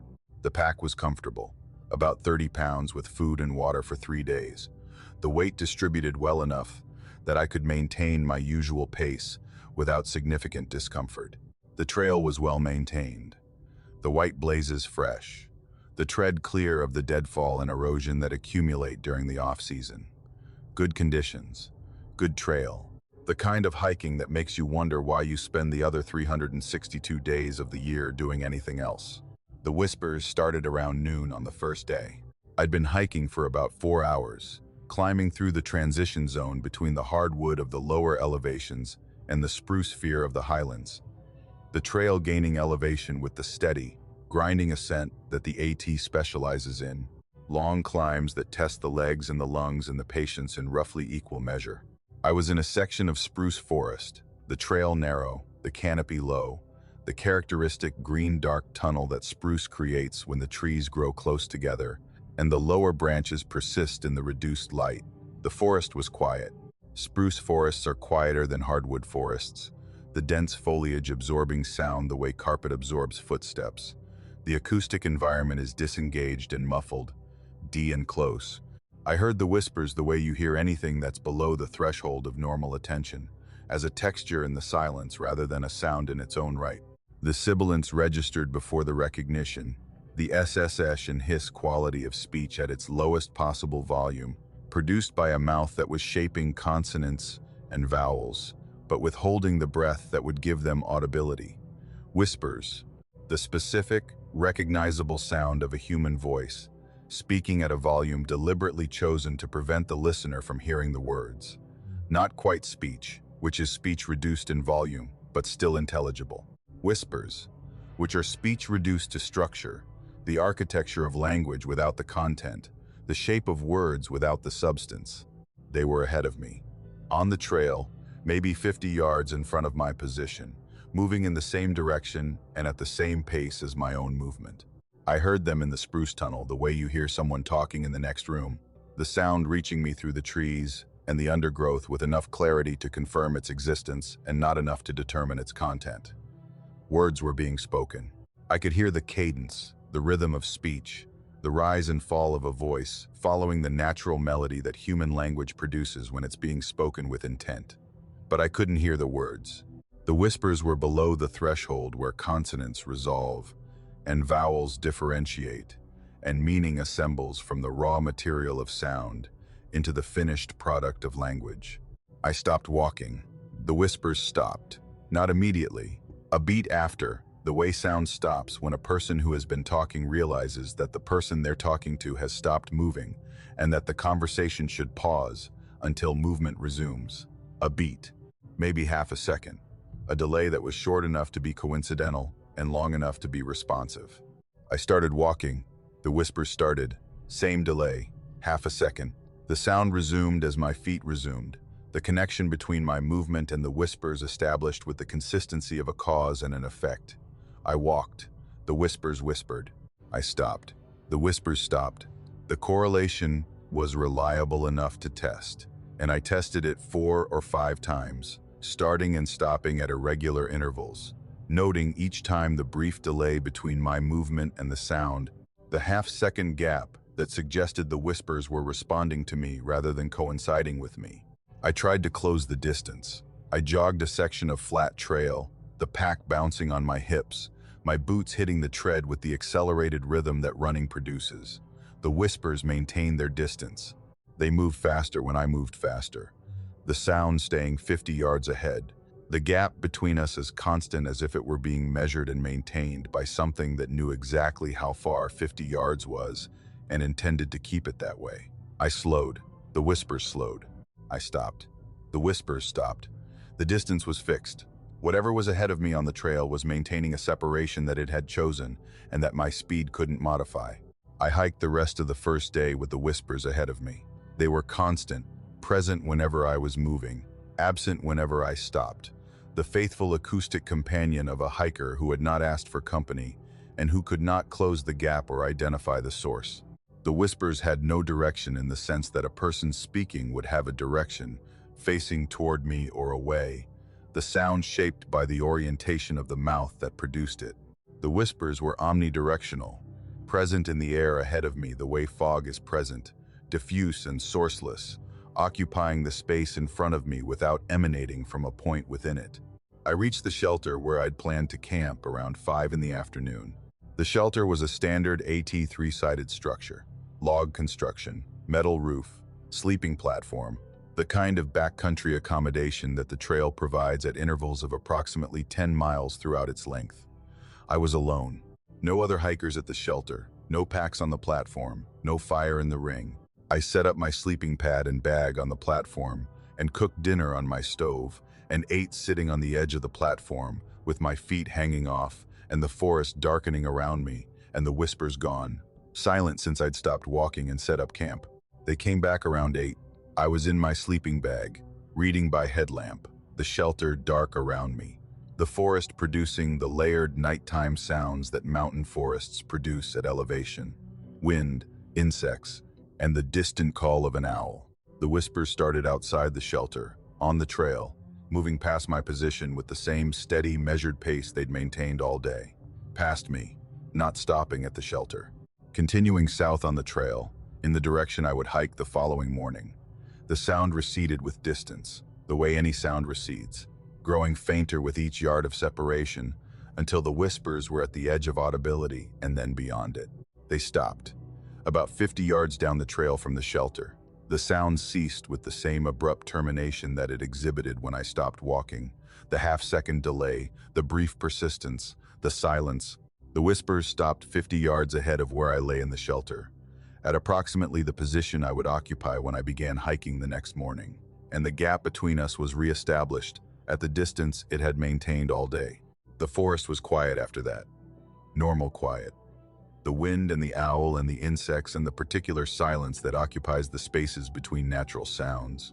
I lay in my sleeping G, and I listened to the absence of whispering.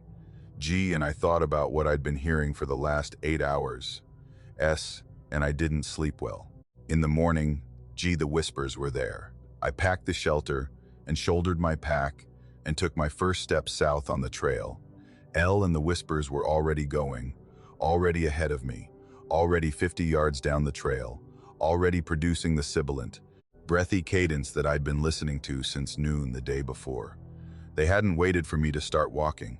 They were already walking, already whispering, already moving in the direction I was heading, with the confidence of something that knew my route and was traveling it ahead of me, scouting or clearing or preparing the trail for my arrival, with a purpose that the whispers carried but that I couldn't decode. The second day was the same as the first. Whispers ahead, 50 yards, constant when I moved, silent when I stopped, faster when I ran, slower when I slowed.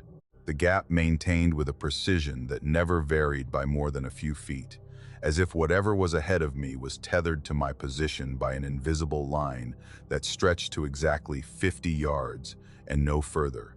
I tried talking to them. On a section of trail that was flat and straight enough that I could see 50 yards ahead, I called out, "Hello, who's there? Can you hear me?" The trail ahead was empty. No figure, no shadow, no movement. The whispers continued without change, unaffected by my voice, unresponsive to my words, as indifferent to my attempt at communication as the wind is indifferent to a shout. They were not talking to me. They were talking ahead of me. The whispers were pointed forward, directed at the trail in front of them, addressed to something further along the path that I couldn't see, and that they were approaching with each step while maintaining their distance from me. The second night was like the first. The whispers passed the shelter around 8, continued 50 yards down the trail, and stopped. The forest went quiet.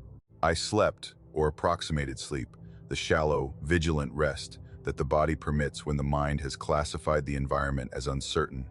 The third day, the last day, the section ending at Damascus, the trail descending from the highlands through hardwood forest to the small town on the edge of the national forest, where my car was parked and where the hike would end. The whispers accompanied me down, maintaining the gap, maintaining the pace, the familiar sibilance filling the air ahead of me with the steady, purposeful cadence that I'd been hearing for 3 days. About 100 yards from the trailhead, the whispers stopped, not with the half-second delay that my stopping produced, abruptly, completely. The sound that had been 50 yards ahead of me for 40 miles in 3 days ceased as if it had hit a wall. The silence that replaced it was the particular silence of a sound that has been present long enough that its absence is louder than its presence, the ringing, charged quiet that your ears produce when a noise they've been filtering suddenly stops. S in the brain needs a moment to recalibrate the acoustic baseline. I walked the last 100 yards in silence, normal silence. The kind of silence that exists when nobody is whispering ahead of you on a trail, when the forest is just a forest and the air is just air and the sounds are the sounds that they should be, wind and birds, and the distant hum of a town that exists beyond the tree line. I reached the parking lot. My car was where I'd left it. The trailhead sign was where it had always been. Everything was normal. I stood at the edge of the low T, and I looked back at the trail. The forest was quiet. The section of trail that disappeared into the trees showed nothing. No movement, no sound, no whisper. Whatever had been ahead of me for 3 days had stopped at the boundary between the trail and the town and had not crossed it. The trailhead was a line. The forest was on one side, and the parking lot was on the other, and whatever was whispering my route had reached the line and stopped. I've hiked other sections of the AT since then. The whispers have not returned. Whatever was ahead of me on that section of trail in Southwest Virginia was specific to that place and that time, a 3-day accompaniment that began when I entered the highlands and ended when I left them, and that is not repeated on any subsequent hike, in any subsequent location. But I think about the whispers at night, the sibilant, breathy cadence that was always 50 yards ahead, always moving, always whispering words I couldn't hear to something I couldn't see. And I wonder what the words were, and I wonder who they were addressed to, and I wonder if the whispers were a warning, something moving ahead of me on the trail to tell the forest I was coming. the way a scout moves ahead of a column to prepare the terrain for what follows. Or if the whispers were an invitation, something calling from 50 yards ahead to whatever lay beyond it, drawing something toward me from further along the trail, whispering, "Come and see," to something in the forest that was listening with an attention I couldn't perceive. And I wonder which it was. And I wonder if the reason the whispers stopped at the trailhead was that the thing they were calling had arrived and was standing at the edge of the parking lot and was watching me get in my car and drive away, already too close for whispering, already close enough that words weren't necessary, already there. I volunteer with a trail maintenance crew on the Blue Ridge Parkway 2 weekends a month from April through October. The work is physical and satisfying and largely anonymous, the kind of labor that produces results that thousands of people enjoy without ever thinking about the hands that produce them. Trail maintenance is drainage and tread and vegetation management, the ongoing battle against water and gravity, and the biological determination of every plant within reach of the trail corridor to reclaim the space that humans have cleared. We dig water bars, de-check dams, and turnpikes. We cut back rhododendron and laurel. We rebuild sections of tread that erosion has worn down to the rocks and roots beneath. We do this with hand tools, McLeods and Pulaskis, Essen rock bars and grub hose, the same tools that trail crews have been using since the Civilian Conservation Corps built the first trails in these mountains in the 1930s. The work hasn't changed much in 90 years. The tools haven't changed much either. The technique is the same. The physical relationship between a person and a tool and a section of earth that needs to be shaped remains fundamentally the same, regardless of the decade. Our crew is 5 people, all volunteers, coordinated by a crew leader named Hank, who has been maintaining trails on the parkway for 22 years and who possesses the particular authority that sustained competence produces. The quiet confidence of a person who has done one thing well for long enough that the doing has become the defining feature of who they are. Hank is in his 60s, retired from the Postal Service, and he approaches trail work with the same systematic, route-based discipline that 30 years of mail delivery apparently instills. He has a work order for every outing, a documented list of tasks and locations provided by the Parkway's trail coordinator, and he follows the work order with a fidelity that tolerates no improvisation. The outing was a Saturday in mid-September of 2023. The work order assigned us to a section of trail about 4 miles south of Craggy Gardens, a moderate hiking trail that descends from the parkway through mixed hardwood to a creek crossing, and then climbs back to the parkway at a different point, forming a loop that the parkway maintains as one of its showcase day hike options. Our tasks were drainage maintenance and tread repair on the descending section, the kind of routine work that the September rains make necessary every year, when the runoff carves channels in the trail surface and undermines the water bars that keep the water from following the path of the trail rather than crossing it. We parked at the upper trailhead around 8 in the morning and hiked in with our tools, 5 people carrying the McLeods and Pulaskis and rock bars and grub hose that the work required, the tools balanced on shoulders or gripped in fists, the weight familiar and comfortable in hands that had been carrying them for years. The morning was overcast and cool, the temperature in the low 50s, the kind of September morning that the parkway produces at elevation, the air damp with the remnants of overnight fog, the forest still holding the dark, wet quality that precedes the moment when the sun gets high enough to burn through the clouds and convert the morning from gray to gold. We worked the first section of the descending trail for about 3 hours, clearing drainage structures and rebuilding tread where the August rains had eroded the surface down to bedrock. The work was routine and rhythmic, the sound of tools on earth and rock filling the forest with the percussive, organic noise that trail maintenance produces, the scrape of a McLeod's twan, the thunk of a Pulaski biting into a root, the ring of a rock bar prying a stone from its bed. We worked in the particular silence that experienced crews develop, the communication reduced to gestures and glances because the work has been done so many times that verbal coordination is redundant. Around 11, we took a break and then moved further down the trail to the next section on the work order, about 2 miles ahead of our morning position, toward the creek crossing at the bottom of the loop. We hiked at a moderate pace, tools on our shoulders, the trail descending through the hardwood with the gentle grade that parkway trails are designed to maintain. We heard them before we saw them. About a quarter mile ahead, around a curve in the trail that the terrain hid from our view, the sounds of a trail crew working, the scrape of a McLeod, the thunk of a Pulaski, the ring of a rock bar. The sounds were unmistakable to anyone who has spent time on a trail crew, the specific acoustic signatures of specific tools performing specific tasks, as recognizable to a trail worker as the sound of a typewriter is to a secretary, or the sound of a cash register is to a clerk. Someone was doing trail work ahead of us on a section of trail that, according to our work order, was not scheduled for maintenance. Hank frowned. He looked at the work order on his clipboard. The section ahead of us was not on the list. No work was scheduled for the creek crossing or the ascending section of the loop. The only crew authorized to work this trail today was ours. He said maybe the coordinator double-booked. It happens occasionally. 2 crews assigned to overlapping sections due to a scheduling error, producing the mild annoyance of duplicated effort and the waste of volunteer time that results when 2 groups arrive to do the same job. We rounded the curve. The crew was about 50 yards ahead, on a section of trail that flattened briefly before continuing its descent. 4 people, working, their backs to us, their bodies bent to the tasks, their tools moving with the rhythmic mechanical efficiency of experienced trail workers performing maintenance that they've performed 1,000 times. They were clearing drainage and rebuilding tread, exactly the kind of work that our crew does, the same tasks with the same tools, in the same postures, on the same kind of terrain. Hank called out, a standard greeting, the hey there that trail crews exchange when they encounter each other, the casual, friendly acknowledgement that another group is on the trail and that coordination might be needed. The crew ahead didn't respond.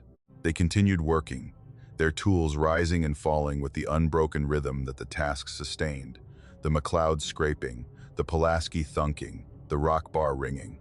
No heads turned, no voices answered. The 4 workers continued as if we hadn't spoken, as if we weren't there, as if the section of trail they occupied existed in a space that our voices couldn't reach. We walked closer. Hank was in front, the rest of us following at the spacing that a trail crew maintains when moving as a group, about 10 feet between each person, the tools on our shoulders or in our hands. The sounds of the other crew's work grew louder as we approached, the acoustic detail increasing with proximity, the individual character of each tool strike becoming distinguishable.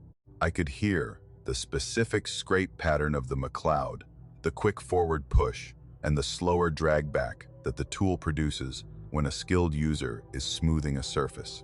I could hear the specific impact of the Pulaski, the solid woody thunk that the axe side produces when it cuts a root, and the duller, earthier sound that the grub side produces when it breaks soil. These were real tools doing real work on real ground. We were about 20 feet away when Hank stopped. He didn't say stop, he stopped. And the rest of us stopped because his body language communicated something that his voice hadn't, a rigidity in his posture that I'd never seen in 22 years of trail work, a tension that entered his shoulders and his arms, and traveled down to his hands where they tightened on the handle of his McLeod. He said something's wrong. He said it quietly, to himself more than to us, the verbalization of a recognition that was still forming. I looked at the crew ahead of us, really looked with the focused, evaluative attention that Hank's warning demanded. The workers were wearing cotton, heavy cotton canvas pants and denim shirts, the kind of work clothes that were standard for outdoor labor in the mid-20th century and that haven't been worn by trail crews in at least 30 years. Modern crews wear synthetic fabrics, moisture-wicking polyester and nylon blends that dry quickly and regulate temperature. Nobody wears cotton in the backcountry anymore. Cotton is cold when wet and heavy when saturated, and potentially dangerous in the kind of weather that mountains produce without warning. Cotton kills is a phrase that every backcountry worker learns in their first season. These workers were wearing cotton, not as a fashion choice, as a uniform. The standard issue work clothes of a crew that had been outfitted before synthetic fabrics existed. Their tools were old. The handles were darkened with decades of use, the wood stained with the oil from 1,000 hands, the surfaces worn smooth by the friction of grip and work, and the particular polish that hardwood develops when it's been held and swung and carried for years beyond its expected service life. The metal heads were worn, the cutting edges of the Pulaskis honed to a shape that reflected years of sharpening, the profile narrower and more concave than a new tool, the metal thinned by the cumulative removal of material that each sharpening produces. These tools had been in use for a very long time, and they were building a trail that didn't exist. The tread they were constructing, the section of ground they were clearing, grading, and shaping with their old tools and their cotton clothes, didn't connect to the trail we were standing on. The work was angled away from our trail, heading into the forest at about 30 degrees. The new tread cutting through undergrowth and around trees toward a section of the mountain that had no trail, no maintained route, no destination that the parkway's trail system recognized. They were building a trail into the forest, a trail that went somewhere that the current trail system didn't go. I looked at the nearest worker. The one closest to our position, about 15 feet away, is working with a McLeod, the tool scraping the ground with the steady, rhythmic efficiency of a person who doesn't need to think about what they're doing because the body has memorized the motion and performs it without conscious direction. The worker's back was to me. I could see the cotton shirt, the denim pants, the work boots that were leather, not the synthetic hiking boots that modern crews wear. I could see the hands on the tool handle, the grip comfortable and practiced, the fingers positioned with the specific placement that experienced McLeod users develop, the dominant hand high on the handle, the guide hand low, the wrists angled to produce the forward push stroke that shapes a trail surface. I could not see the worker's face. None of the 4 workers had turned to face us. None had looked up from their work. None had acknowledged our presence or our voices in any way. They worked with their backs to us, their tools moving, their bodies bent to the task, their attention directed at the section of ground they were shaping with a focus that excluded everything else, including the 5 people standing 20 feet behind them watching. Hank turned us around. He didn't explain. He turned and walked back up the trail, and we followed, and nobody argued because the expression on Hank's face was the expression of a man who has seen something he recognizes and that the recognition has told him to leave. We hiked back to the vehicles in about 40 minutes. Faster than we'd come in, the pace set by Hank's long, urgent stride. At the truck, he radioed the Parkway office. He asked for the trail coordinator. He described what we'd found. 4 workers on the trail, cotton work clothes, old tools, building tread in a direction that didn't connect to any maintained trail. The coordinator checked the schedule. No crew was authorized to work that section. No crew had been dispatched. No volunteer group had registered to work on the parkway that day other than ours. The coordinator said she'd send someone to check. She said it with the tone that bureaucrats use when they're following procedure without expectation that the procedure will produce results. Hank said Finn, D signed off, sat in the truck, and didn't start the engine for a long time. I asked him what was wrong. He looked at me with the evaluative, deciding gaze of a man who is choosing how much to share. Then he said the trail they were building goes to Rattlesnake Lodge. Rattlesnake Lodge was a resort hotel that existed on the mountain from the 1900s to the 1920s, a luxury retreat for wealthy visitors that was accessed by a trail system that no longer exists. The lodge burned in 1926. The trails that served it were abandoned and reclaimed by the forest. The parkway was built in the 1930s on a different alignment, and the modern trail system that we maintain has no connection to the trails that once led to the lodge. Hank said the crew we'd seen was building one of the old trails. The trail that connected the lodge to the lower elevation was the path that guests, staff, and supply teams had used for the 20-odd years that the lodge operated. A trail that had been abandoned for 100 years, and that the forest had erased from the landscape decades before the parkway was built and the modern trails were established. He said the work order they were following was 100 years old. He said the tools were right for the era. The clothes were right for the era. The construction technique, which he'd recognized from historical photographs, was right for the era. He said they were building a trail to a lodge that burned in 1926, working from a plan that was drawn up before any of us were born, using tools that should be in a museum and wearing clothes that should be in an archive. And they were doing it with the quiet, efficient, uncommunicative focus of a crew that has a job to do and intends to finish it regardless of who is watching. And even though the destination they're building toward has been ashes for a century. The parkway sent a ranger to check the site the following Monday. The section of the trail where the crew had been working was undisturbed. No new thread, no cleared drainage, no tool marks in the soil. The undergrowth where the new trail had been heading was intact, the vegetation unbroken, the forest floor showing no evidence that anyone had been cutting or grading or shaping the ground. The crew was gone, and the trail they'd been building was gone, and the only evidence that either had existed was the sound that 5 volunteers had heard from a quarter-mile away, and the sight that 5 pairs of eyes had seen from 20 feet, and the memory that 5 minds now carried of 4 workers in cotton clothes, with old tools, building a trail to a place that burned before any of us were born. Still working, still building, still following a work order that nobody alive had issued. Still maintaining a trail system that the forest erased and that the workers, apparently, have never stopped constructing.